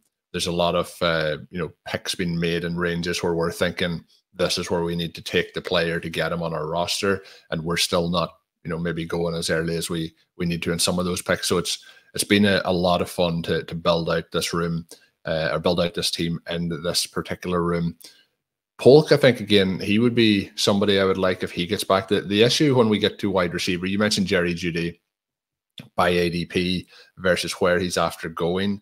And when you look at the list, it's Tyler Lockett, Brandon Cooks, Jahan Dodson, then Polk, then Mooney. Like, you're starting to get down to a thin area. So somebody looking at that list, if you're looking at somebody in Brandon Cooks who's picked up an injury, we get Tyler Lockett, obviously is aging, but still has a lot of ability each season. But you're starting to look at kind of between him and Jeudy as to who somebody would add to the roster at that point. So I can see why that move down was made there. But I also think if we took Jeudy there, I would imagine they would have smashed on the Wicks pick straight away. So they're probably disappointed that we took Wicks over Jeudy on their side of things. But yeah, we are 12 picks away, a long way to go. We see Mooney and Lockett go off the board along with Cade Otton. Shawn, Bucky Irving did go 2 picks after the Braelon Allen pick. I know he's one of your favorite guys. What have been some of your thoughts as we get closer to the season on Irving? And you mentioned the gap between Allen and the rest of the guys available. What's the outlook at this point for Irving in that Bucs offense? Yeah, I love what he is doing. I think he's going to challenge Rachaad White for the starting position again, not on opening day, but a month in, certainly by the time we're heading into the fantasy playoffs. He would have been the next pick for me after Allen, even with Tyler Allgeier, another guy I really like staring at us there. This is another reason why we were happy to be able to get some of that receiver balance, and the reason we took Jordan Addison over Nick Chubb in round 10. The running backs here are just very compelling. It doesn't mean that they're going to immediately pay off. I didn't believe either of those guys had much of any chance to get back to us. Over the last couple of days, they've been the 1302 and the 1303, but continue to get trendier. So where we took Allen and then where Irving went, that's where I would expect them to go, maybe even a little bit higher over the next handful of days. So anyone out there doing Fantasy Pros drafts or main event drafts this week, keep an eye on that. I do think that Marshawn Lloyd, with the discount that we're getting now off of that injury, is someone who you really want to keep an eye on to stash, because again, you don't have to play him in week 1. The other couple of names with Allgeier also then going would be Khalil Herbert, Tyrone Tracy. Tracy appears to have dodged the serious injury. Herbert, someone who is getting some key work, and it also appears to be a potential trade candidate, especially when it doesn't cost me. I continue to load up on Herbert and Miles Sanders. Those appear to be the two most likely guys to be traded and actually end up as starters for some other team. The other part that's interesting here, Shawn, we talked about the quarterback position earlier, and I mentioned the Dak Prescott pick at the 9-12. We got Caleb Williams then at the 10-02. We've had no quarterbacks then drafted in the rest of round 10, 11, or 12. The top players now in the queue by ADP are Brock Purdy, Jared Goff, and Tua. We get those guys falling, beyond ADP at this particular point in the draft, which is going to be interesting to see how it continues to play out through these additional particular points. Usually they're going, Tua right after Williams, quarterback 13, quarterback 14 in the late 9th. Brock Purdy usually at the start of the 9th, and then we get Jared Goff usually in the 10th. So there is a drop in quarterback price, which is interesting. And then it is that game of chicken as to how far do they fall and when do you want to have that second quarterback on your roster. Is there any of those names in Purdy, Goff, or Tua? Tua would be one that would fit in, obviously, with the pick of Jaylen Waddle. Any of those names that when we get back would be tempting to you? You mentioned Lloyd as well. He's very interesting. Hopefully will be in the mix. And the other player I mentioned earlier was Jalen Polk, the wide receiver. Any of those names, Shawn, kind of appetizing at this point of the draft? They certainly are, but I don't think that you can burn a pick on them with so much value still there at other positions. Not after you've taken a CJ Stroud. Maybe if you had a Jaden Daniels, and we don't really know. Certainly if you had taken a Dak Prescott and maybe you're going to want to stream a little bit. I think even if you took a Joe Burrow, someone I'm a little bit more skeptical about the upside as it compares to a few of the other passers in that range. If you took a Caleb Williams, I could see really wanting to add someone to maybe play early in the season. I'm very optimistic about Williams. He's been one of my best ball priority targets. There is that possibility they get off to a little bit of a slow start. If anything, the way the offense has looked in the early going just scares you because Shane Waldron is at the helm. It's had this sort of Seahawks-ish vibe where you're like, they've got all these receivers. Why is no one open? Right? That part I think is frustrating. We can't completely ignore it. So those teams, it would make sense to grab a high upside second QB like Tua, certainly Trevor Lawrence. Lawrence was interesting, Colm, because he fell to me, I believe in round 16 or 17 of the Apex experts, which again gives you a little bit of a feel for what people think is likely to happen. And that's the challenge in this, because as I mentioned, you mentioned Lawrence. I didn't, like, some players have gone off the board since I said that, and now he is the fifth player. So it's three quarterbacks, Jahmyr McLaughlin, then Trevor Lawrence. So the balance of that is, like Shawn's basically saying, is maybe three of those guys get to us at this next pick, but the players that are available, you want to take those names, and then maybe somebody sneaks back to you in the 15th round to make it into the conversation. But it's very appealing and very tough at this point. As you start to see the Baltimore defense goes off the board in the mid 13th, you start to think how to balance it out. So I'm kind of hoping that somebody lasts to us maybe in the 15th round, but I'm also hoping that we see maybe some of them go off the board here to allow us to get some of our targets. We have Jahmyr McLaughlin in the queue, Shawn. Is he somebody that you would consider drafting at this price, even with Javonte? Yeah, I think if you get a huge discount on both guys, that you have to consider that, because your risk is getting priced out. Your upside is significant. Either of those players could be league winners. There are situations in which you might play them both together. It's not that dissimilar, I don't think, to the Achane Mostert play, and it's a lot cheaper.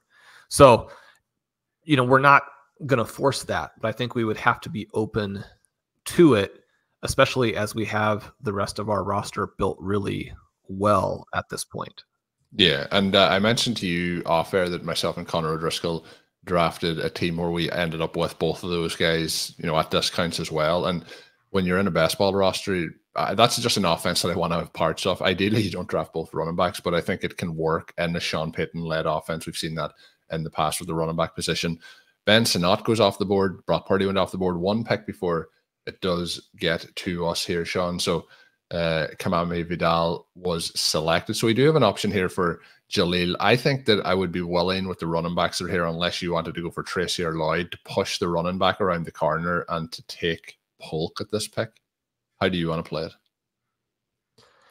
Yeah, that's certainly an option. I don't know that I think he's as good a player in redraft. I think he's going to have some of those spike weeks, but I think he would be on the bench for us in all likelihood. So for me, it's probably McLaughlin. I would really hope that Marshawn Lloyd would get back to us in the next pick, and then we would be targeting Marvin Mims. Does that construction not really work for you? It does, but maybe we'll get Polk at the next pick. I just enjoy Sean having a surplus of wide receivers that we can pull from if the season's working out. I kind of think that with the wide receivers we have, there's still potential. Like, the one thing is, we're hoping in this roster that Brock Bowers hits the ground running, Trey McBride smashing. That leads you to a situation where those are a tight end and a flex taken up. We're not as strong at wide receiver as I'd probably like the team to be. There is some question marks still, how much of an instant impact is Wick's going to have at the start of the season? We're expecting Worthy to have a pretty immediate impact, but there's trying to balance that out. Then we have the week 6 buys, which is going to limit a lot of these wide receivers. So you're kind of at that point probably relying on a Wicks in week 1. Now, I'm saying that, and the player that I'm pitching for is Polk, which would mean you'd be needing Polk in week 6. But having that additional depth would be beneficial. But I do like McLaughlin, and it gives us kind of 2 shots at that backfield at the price that you kind of already reiterated. Tyrone Tracy did go 1 pick after him. So we got a discount on McLaughlin, but I think Tracy would have been the interesting pick as well. Kind of hoping he came back. We do, Sean, get the option here though for Marshawn Lloyd to come back. And I mentioned the way we could play the running back position. You've already mentioned it earlier that we can play, 4 running backs, 2 wide receivers in those situations as well. So the running backs we're adding in here can allow us to do that. So are you thinking here that we're going for Lloyd over Polk? Well, the one other possibility is simply that he actually does get ready and scores a bunch of points in the first week, and then you can play him having already seen the game, which is a benefit. I like them both pretty evenly here. Lloyd feels like the guy who might be in a situation where you can plug him in and get 20 points in the finals. And as you kind of mentioned, it's that balance. But you seem, if you as a Packers fan prefer Polk, we should go that direction. Well, it's not necessarily preferring one over the other. It's just the construction element of the roster. So I think we'll go Polk though. We go Lloyd. Sean has changed it. How did you manage that, Sean? What sort of magic you was said that? As soon as you said I don't prefer one or the other, I was like, okay. I'm not concerned about the structure.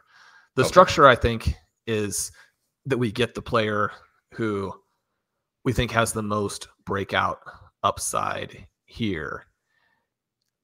And one of the things, as I'm looking at this team column, and maybe you're looking at it a little bit differently, but I'm hoping we're actually starting 3 running backs every week. Well, it does at the moment we are, and that's the way we are leaning.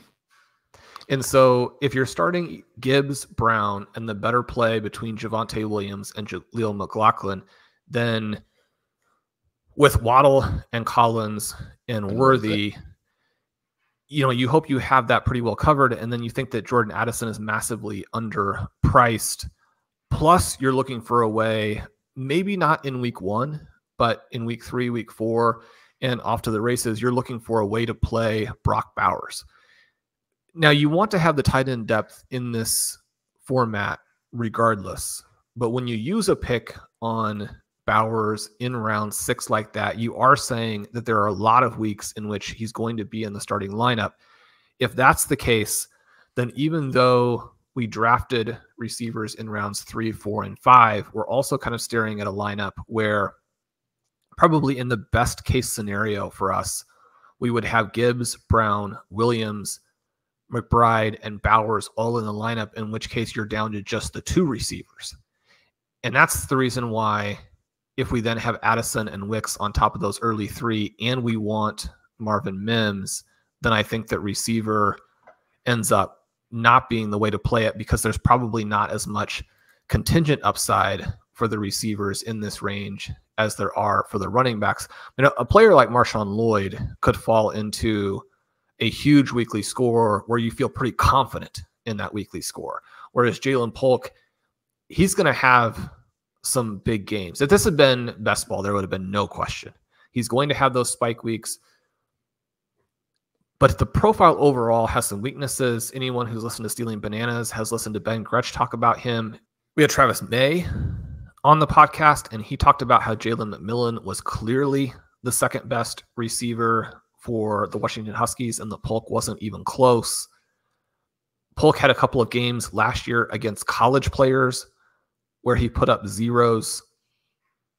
That doesn't mean that he wasn't a good pick there.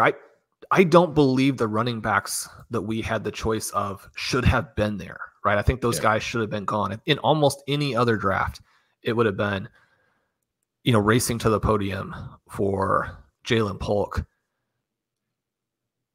The Lloyd situation is one where I think that once he gets back and people get a look at him, and maybe that won't happen until we're in the season, and so you get these great values all the way through the draft.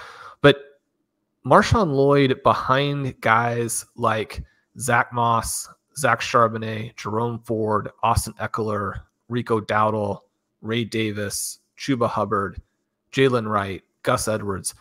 Guys who went multiple rounds earlier. On a per play perspective, there's no comparison between them and Marshawn Lloyd. Now, the one guy who is as good or better would be Jalen Wright, and yet his depth chart situation is problematic. Now, we would have taken Wright if he had gotten a couple more picks to us in round 11, probably. So we're not necessarily discounting that pick. But Marshawn Lloyd, to me there, and with you as a big Packers fan, it felt like if we didn't make that pick in 6 weeks, we'd be trying to figure out how we hadn't taken the plunge in round 14. Yeah, and after speaking to it, you probably are right there. It's just my want to get the additional wide receivers in case, factoring in injuries and so on. But we do have the waiver wire, and we do have more picks left as the other advantage, Shawn. We still do have the 6 selections to make. We will need a kicker and a defense before we finish out this draft. Looking ahead to this round, as Ricky Pearsall was off the board, Josh Downs went off a couple of picks earlier. Polk has since gone, so I'm glad it wasn't just me that was considering picking him at that particular point of the draft. But Shawn, you mentioned him earlier, Marvin Mims. Wan'Dale Robinson is in this range. Jalen McMillan, who you mentioned a moment ago. Somebody who I've been drafting in best ball but don't know how much it will fit into the redraft landscape is Jalen Tolbert. A lot of buzz recently for Greg Dortch. He goes in this range. Are we going to draft some wide receivers here, or are we hoping the Tua makes it back to us? I didn't know Shawn Siegele. 2024, the year Shawn Siegele doesn't like wide receivers anymore. Will Shipley Shipley goes. That was another. Colm, I'm just going to keep pitching running backs to you because it's such an embarrassment of riches late. We selected Wan'Dale Robinson in the RV Triflex startup. We like him. I've written about him as one of the receivers who can rescue you if you fall off the cliff. How concerned are you that they appear to have 4 wide receivers who are very much in the mix for targets in that offense, and they have Malik Neighbors? Oh, I thought you were going to say, and they have Daniel Jones at quarterback. Well, they also do have that. That was tough. That was tough this weekend to see that particular performance. So there's a lot of things that could go wrong in that situation. The way things are going to be built out with the Giants. It's kind of a situation when you get into this area of the draft, Shawn, and you mentioned pitching running backs to go over that. But when we're into the wide receivers here, and just for people who are drafting in any format, but like your Adam Thielen, Demario Douglas, Michael Wilson, Leggett, Robinson, Mims, Demarcus Robinson, Rashad Bateman, Jermaine Burton, Quentin Johnson, Jaleel McMillan, Yoshi Vass, then you're into Jalen Tolbert, Greg Dortch. So there's question marks among all of the options, but when you get below that tier, then it's Malachi Corley, DJ Chark, Luke McCaffrey, Tyler Boyd, Baker, Jordan Whittington. Like, you're getting way, way down. You do get to Troy Franklin, and if you want to get even deeper in the Giants wide receivers, you do get Hyatt there as well. So there's a lot of potential question marks in that area. So Shawn, that is a concern. But when you're looking at the wide receivers that are available, there's only a certain number, I think, in each of these rounds that you'll be looking to put onto the roster. Robinson did go at the 15:05, just after Tua and Deshaun Watson went back-to-back after that Will Shipley pick. Deneric Prince goes after Robinson, so he's gone. Shawn, in our queue at the moment, there may be other names that aren't in the queue. I think the name that you're going to look to pitch here is going to be Kendre Miller. I could be wrong, but in the queue we have Marvin Mims, Roschon Johnson, Jaleel McMillan, Kendre Miller, and Jalen Tolbert. That's in my queue anyway, Shawn. How's your queue looking? That is where we're looking. The Kendre Miller thing, it's probably you're just throwing away a pick, but you're going to make some pickups. It's an easy cut. Yeah, so you cut him. It's not a big deal. If he gets back and healthy, or he gets somehow released by the Saints. What happens everybody who is interesting as being released by the Saints, or anybody who is anybody who's a viable NFL running back who becomes available in the next couple of weeks is in play for the Chargers and Cowboys. You want to be on those guys because they have two ways to do it. They could get back in the good graces of their own team, or they could end up with a team where they would be the starter. You missed one option there. What if his head coach locks him somewhere where nobody is ever able to find him again? Because there seems to be a possibility of that as well. Well, Colm, I think that the silver lining there is that is probably illegal. But my other dream, as you well know, is that one of these guys will eventually end up on the Kansas City Chiefs. It was interesting to have Deneric Prince go when it kind of looks like Carson Steele has maybe flipped him with the Chiefs. We are back up. This one, wide receiver. Oh, you're going for wide receiver? Wide receiver, yeah. Okay. I mean, it was Mims first, and then it was going to be a little bit trickier I feel like we got a receiver. I can breathe again. Fantastic. Yeah, I've created some problems for myself with our co-drafts where I've now gotten you way higher on Wandell than I am. And so it was a little bit of a relief to me that he went, so we didn't have to try and figure that out. But Marvin Mims, if Mims had gone, I would have been heartbroken. Now, again, maybe it's more likely than not that you release him after week 1 or after week 2. That is one of the advantages, though, in the redraft formats versus the best ball, where you have him on your roster for the entire season. Yeah. So, but the other issue then is that, maybe he's their number 1 wide receiver right off the bat. The Broncos have been playing a lot of games with their depth chart, with their usage. It seems to me, and again, this is with the Broncos game to be played later this afternoon. We'll have more information. But, it seems like one of the things they're working to accomplish is to get him out on the field at the same time as Bo Nix, who it would be pretty shocking if he's not the starter for the Denver Broncos at this point. Again, he could have a meltdown performance today. That would change things a little bit there. We are 1 pick away, Colm. Some names in the queue: Roschon, Jalen McMillan, Kendre Miller. He did go. Oh, Kendre picked right ahead of us. This is going to sound weird, but for me, this is either Roschon Johnson or a kicker. Yeah, I was going to say, when are we making the pivot to kicker defense? So I'm good. Have you any specific names in mind that you want to pitch? You obviously have Harrison Butker, who is the Chiefs kicker, who they'll put up lots of points. So I would be willing to go to that. Again, you'll know, Shawn, I feel like running back may not be a need for this team at the moment. If you want to go for the kicker option, have you somebody other than Butker that you would go for here? No, it would be him if we went that route. The other option, like the Cowboys defense was obviously very good last year. They're available, but I think I would rather go the kicker. Do you want Jalen McMillan here? No, I'm good to go with the kicker if you want to do that. I can't get to that, unfortunately. Oh my God. The kicker part was not up in the queue. I think that there's a chance Bucker comes back around. We have had Aubrey and Tucker go, and the KC defense goes. 4 defenses have now gone. Colm, the reason that he would be interesting there is that, again, the Chiefs are going to play before week 1. I apologize for not. Can you explain how the option was Jaylen McMillan or the kicker, and we have drafted Roschon Johnson?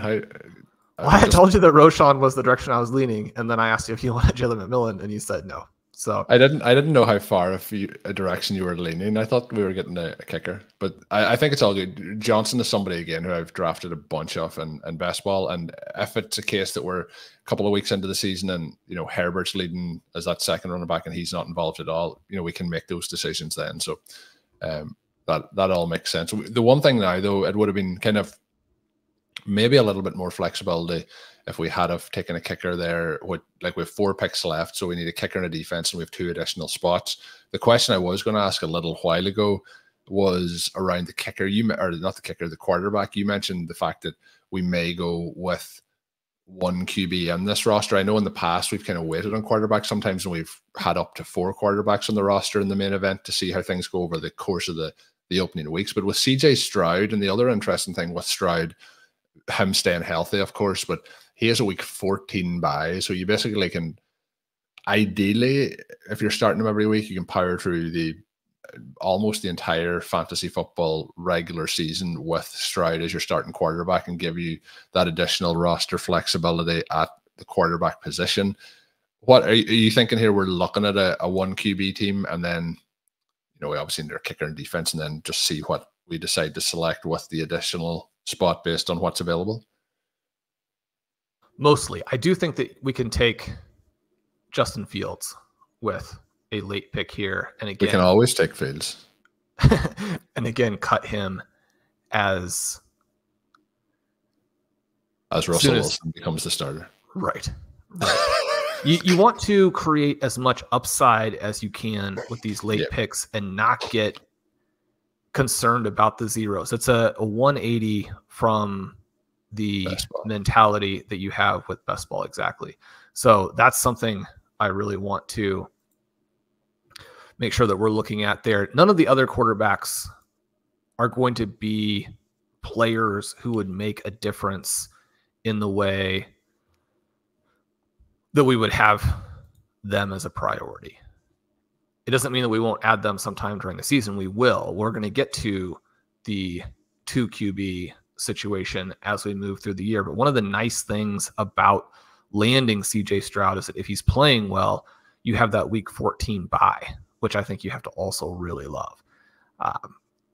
You want to be careful because you can get to this point in time where there are so many injuries and then so many players on the week 14 bye that if you wait too long, you may end up having to play someone who is not a good player in week 14. That could make the difference. We had a lot of teams last year that were within like 10 or 15 points of either going to the playoffs or not going to the playoffs. You can't afford to blow your quarterback production in week 14, so keep an eye on it.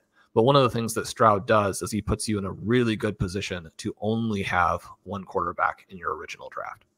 Yeah, and this here draft is fascinating again, as I mentioned earlier, in terms of the quarterback position and the draft overall, in terms of how things are playing out. Kirk Cousins is quite a bit past ADP here at this particular moment, but Stafford's in this range. There's a lot of guys who you're probably, Kirk Cousins does go, as I mentioned, that you're looking to kind of pass by, but there's a lot of quarterback options available. Most teams at this point are up to 2, but still quite a few with just the 1 quarterback. You mentioned the Justin Fields pick. At what point are you looking to take him in this? So, by ADP, again, he's the 3rd quarterback that will be remaining to go, but there's kind of a 2-round range in ADP for that. But the other thing is like, if anyone's as aggressive as we are on him, he's probably going to go in 17 or 18.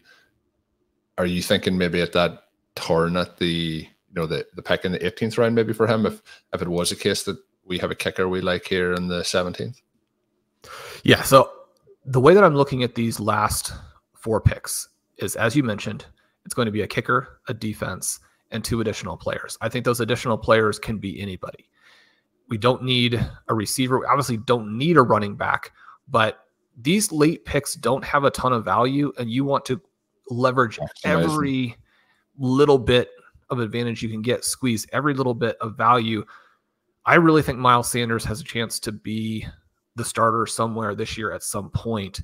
And so he's somebody, again, if you can get a starting running back in round 17 or 18, I think you have to do it. And then you rebalance your roster as you go along. The other name I really like right here is Jalen McMillan.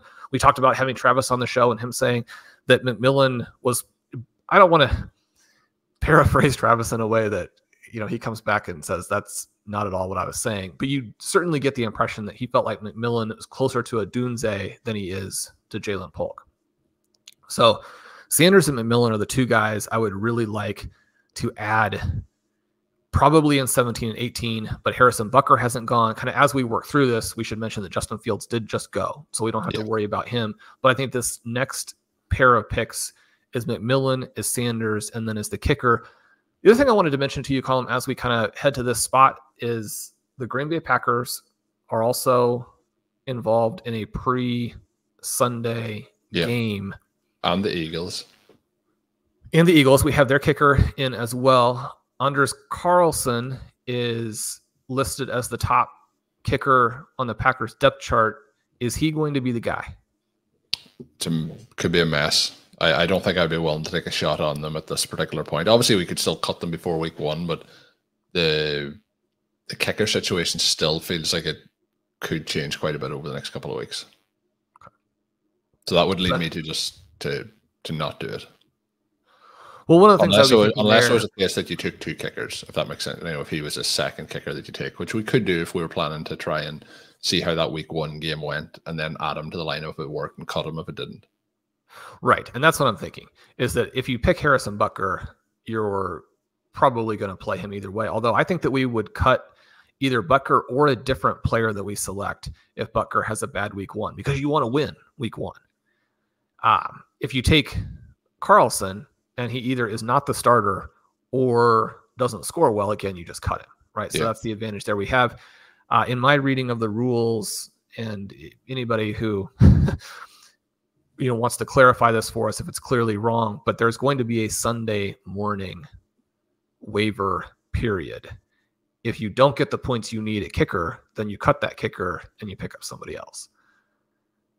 Colm, we are 3 picks away here. McMillan's still there. Sanders is still there. Butker is still there. As opposed to giving you 15 seconds, you've got like 3 or 4 minutes here to make sure. John, if we get McMillan back, I think we'll definitely take McMillan based on the fact that we were meant to take him with the last pick, but you took Roschon Johnson. So that would probably be the reason I would take McMillan. The other player that I mentioned that we didn't talk about is Tolbert. Obviously, a lot been made of the situation in Dallas about the depth. You talked about the depth chart for the Packers kickers, but the depth chart there, interesting. Obviously, behind CD Lamb, and obviously his contract situation currently ongoing. But have you much optimism around Tolbert in that offense heading into this season? I think he's one of the wide receivers that are going in these later rounds that I think could also have that immediate jump in value as we move into the opening weeks of the season. Colm, we are on the clock. Jalen McMillan is still here. Yep, that's the pick. Colm, I'm not sure if you are setting me up to talk about Jalen Tolbert or undraft him. If you're a little undrafted, or if you are, because you have been doing some fun family things over the last several days. If you are a little bit behind on your RotoViz reading, there is a Jalen Tolbert specific article up on the site. I do like him a lot better in best ball, but he is the perfect late round pick. Okay. I am a couple of days behind, as Shawn mentioned. Usually, and Shawn, I better mention this now. I know we're well into this recording, but I haven't mentioned it in the podcast. I did a draft with Kevin Safraniak up on the RotoViz YouTube channel a couple of days ago, and I did mention for the first time on a podcast that we're expecting a new arrival to the family on the 10th of September, which is, when you're looking at week 1, Shawn, the timing is a little bit interesting, but these things in life, you can't adjust the dates. But so that is obviously coming up. But Shawn mentioned family stuff. There's obviously, we're trying to squeeze in a lot before we probably have to limit our outgoing and leaving the house for, a couple of months. So a lot of stuff going on. So I did miss that. I will immediately be checking it out because I can jump aboard any Jaylen Tolbert propaganda you've got going, Shawn. But we have 2 picks to go. Is he that player that you mentioned that it could be anybody else outside of a kicker in defense? Would he fit that mold? I would still prefer to have Miles Sanders here again for the just immense upside that a starting running back position would give you. Even for with Tolbert, with me, back, Tolbert is one of these guys who is going to have some big games, but I think in a redraft format like this, he's going to have them on the bench. Then you're going to feel like, oh, you missed the game. You're going to put him into the lineup. He's not going to score. The potential for a lot of frustration as you move through the season in redraft. Oh, Butker went. I was going to say we'd take Butker here, and would you give me him if he gets back in the 19th round? We do, though, Shawn, have the option of Elliott, for example, who fits into that conversation that you meant about the Packers situation. Fairbairn is there as well. That would match in with a late buy along with 2 of our other guys in Collins and Stroud. How do you feel about pairing a kicker with your quarterback and that sort of situation, where you could be trying to maximize just hoping that the quarterback scores a touchdown every time? Do you want to go for one of the kickers here? McPherson's another name that would be there. I think there's some value to that. Based on how Butker went, I think you're going to get a lot of kickers in round 20. I don't know that there's a need. I mean, this for me would be Sanders, but if you prefer Tolbert, we can go that route. I would prefer Tolbert based on the build that we have so far. When you say the build that we have, so we did take Tolbert there. We have, that's the 7th wide receiver. Yeah. There isn't any need to have receiver depth in this format. No, but I would like to. 1. Yeah, but we also have 7 running backs. So, to balance the 2 positions. We don't need wide receiver depth. We also don't essentially need an 8th running back. Right. But the way that I'm thinking about it is you want the highest scoring player. And the highest scoring player and the player that would be useful to a redraft team is a starting running back. The 4th target in the Dallas Cowboys passing offense, and I think it'll be higher than that. I think he's going to bypass Brady. I'm very optimistic, right? But if we spin it that he's the 4th choice, but we could also say that Miles Sanders is the 3rd running back and gets basically completely phased out of this offense, potentially gets cut, and then obviously you can spin that and potentially ends up on the Dallas Cowboys. But if we get Brooks healthy and Hubbard in the same situation, I think that Sanders is limited. Right, but it's not a matter of what the most likely outcomes are for round 18 picks. It's a matter of what the difference-making outcomes are. And with Tolbert, if we have Tolbert as the 2nd option in that offense, then he can be a difference-making part of this roster. He could become more valuable than McMillan or Mims in that situation. He could. And in that situation, if you have an injury from one of the top 4 receivers, then you're looking at that possibility that he would play in a week 6. And I don't want to ignore the possibility that he could just be a very good pick and could play a lot. And a lot of the best ball rosters are kind of built around the idea that he's going to have some meaningful weeks. But one of the reasons that Zero RB is so successful in redraft, and one of the reasons why you want to have your roster so tilted to these running backs, is that these running backs can really come out and end up being clear-cut starters and easy start-sit decisions as the season moves along. You can also cut them very easily. And one of the things with a Miles Sanders is that if he doesn't play well in weeks 1, 2, and 3, as you're kind of working through and you have the specter of Jonathan Brooks coming back and you're going to be the 3rd string running back, you can cut him and you're going to be fine with it.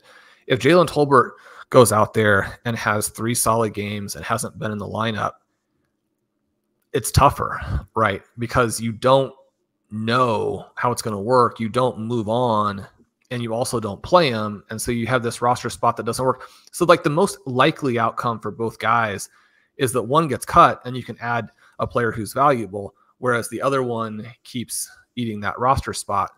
The league winning outcome for Sanders is he ends up on one of these other teams. Sanders is the guy I think should be going in, probably round 13. And so to have him at this point, it just seems weird. There are a lot of guys here who don't have that contingent upside. And Miles Sanders in 2022 with the Philadelphia Eagles was a very good player. He was an early pick. He's extremely athletic. He's a pass catching back.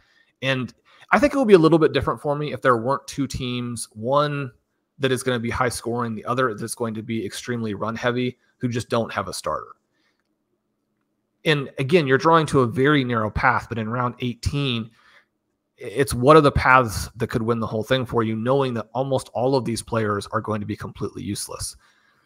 But again, if Tolbert does what I wrote about in the article, I'm arguing against a guy I really like. And so mostly it's a thing where I do think that our late picks in this draft have been a lot of fun, because most of the players who are going here round 13 and later, I don't really think should be on fantasy football rosters. Now, there are some exceptions. The team out of 2 has taken in the double-digit rounds. They've taken in round 11 is Dobbins, then Algier, then Mitchell, then Downs, then Shipley, then Estime, then Justin Fields. Every single one of those picks I really like. Yeah, there's a lot of I like. There's actually quite a few very impressive rosters throughout the entire draft here. The one thing, Shawn, I would say, and you mentioned Carson Steele, he went at the 1902.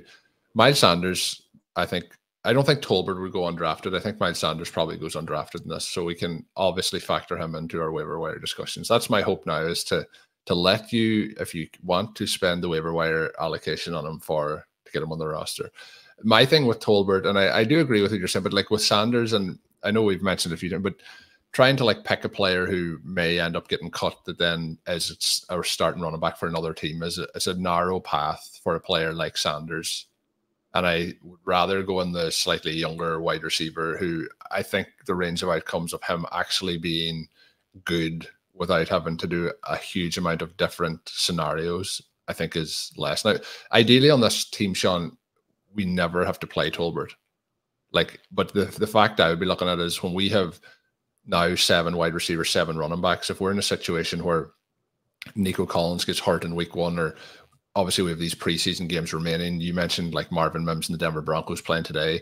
If he goes out and gets hurt today, like we're a wide receiver down, and then like we are, I think, playing from behind at the position when injuries are picked up. And I know we've talked already about the starting allocation of the roster, but I think keeping both paths open, that it could be done through wide receivers, kind of what I would have been kind of doing. And I don't disagree with the way that you've lined it up, but that would be my thought process in trying to have those wide receivers, because for everything that we hope Marvin Mims is, there's every chance that, after 4 weeks, we're like, it's not happening and he could be cut, or Jaylen. I don't think, probably not. Maybe McMillan will fall into that category and maybe Tolbert falls in. But like, if I was looking at our wide receivers here at the back end, who we've done that with, Mims is the most likely. The other thing, it would be later in the season, but there is still a slim chance that we see Jordan Addison face some sort of implication later in the year. We are back on the clock, Shawn. We do get a number of players. Jake Elliott did come back through. I think he's a pretty easy pick here if we want to go that direction at the kicker position, and then see what comes back to us at the defense. The other player there's Jake Moody for the 49ers. Any thoughts on between the two of those? Well, I want to take kickers and defenses that are playing before Sunday. Yeah. I couldn't get you on the Green Bay. I'm having a hard time getting you on Packers in this draft. I'm kind of I've always nearly like mentally deducted Packers players like a couple of picks of ADP, so I don't seem like a massive homer. And Shawn, I don't know which button it is, so I can't press it. I haven't got my chart here to tell me what the noises are, but Greg Dulcich is after getting drafted, so there should be a round of applause here. The team in 11 has had the best pick of the draft in the 1911.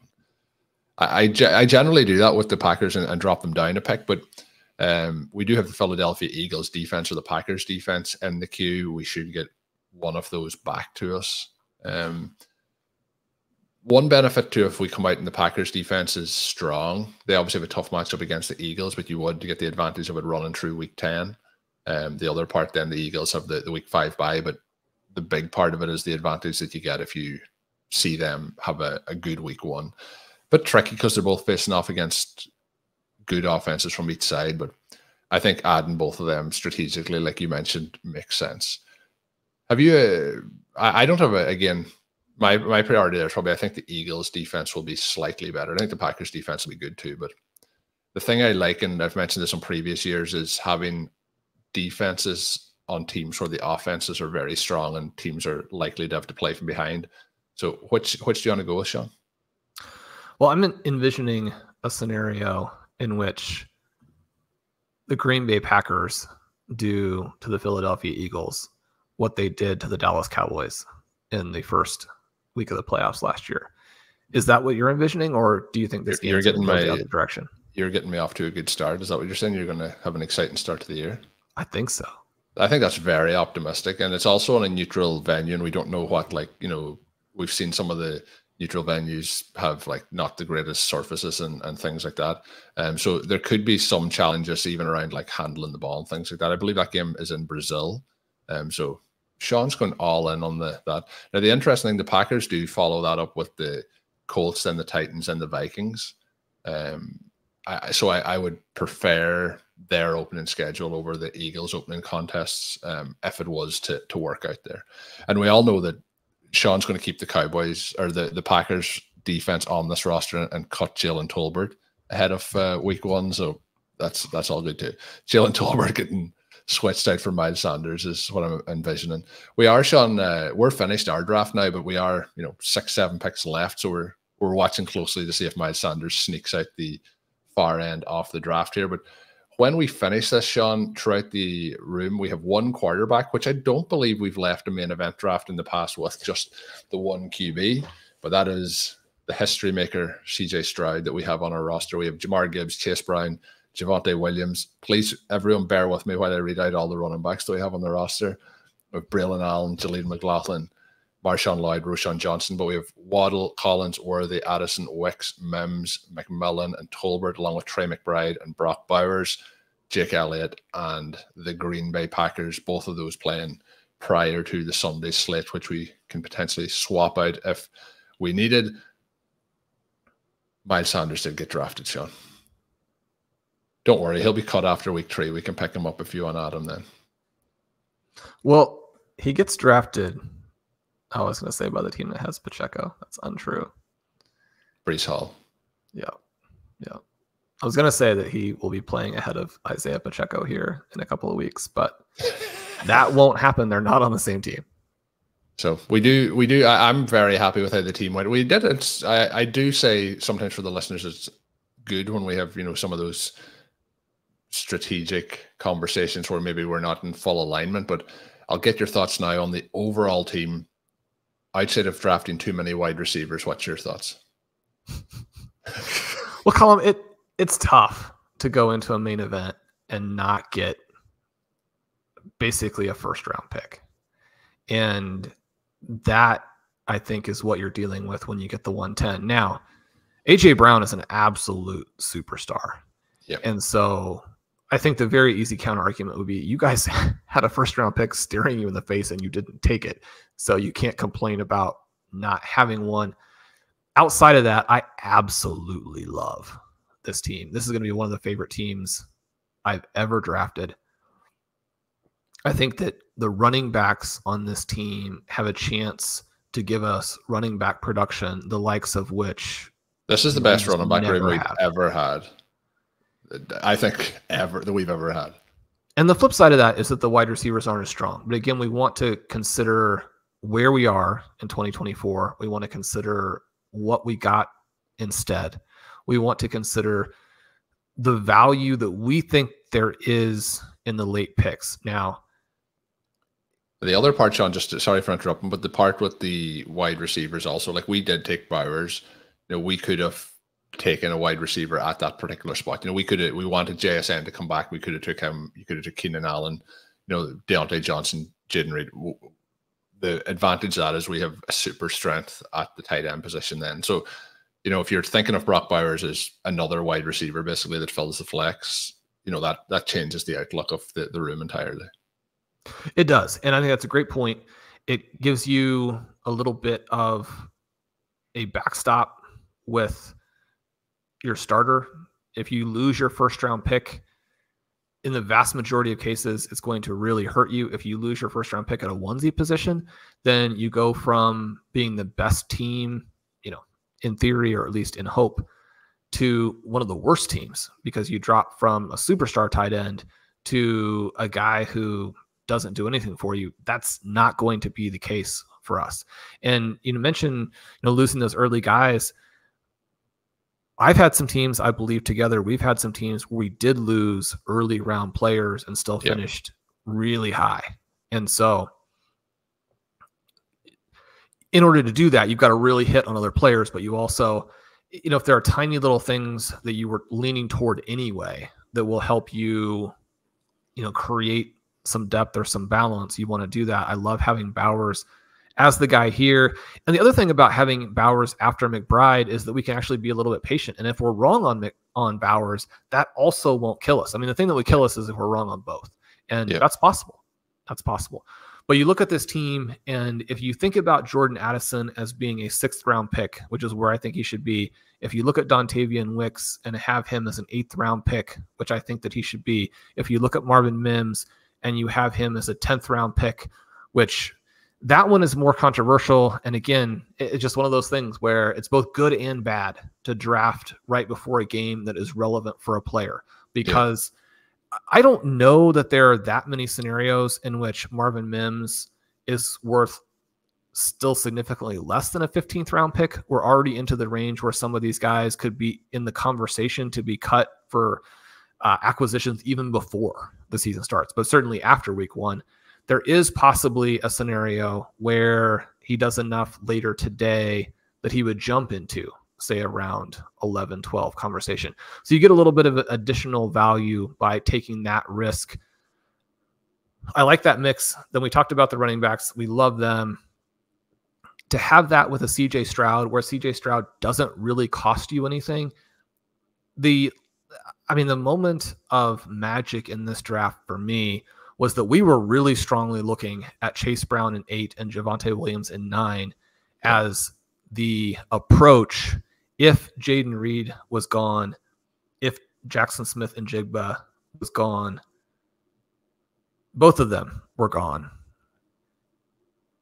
CJ Stroud was there.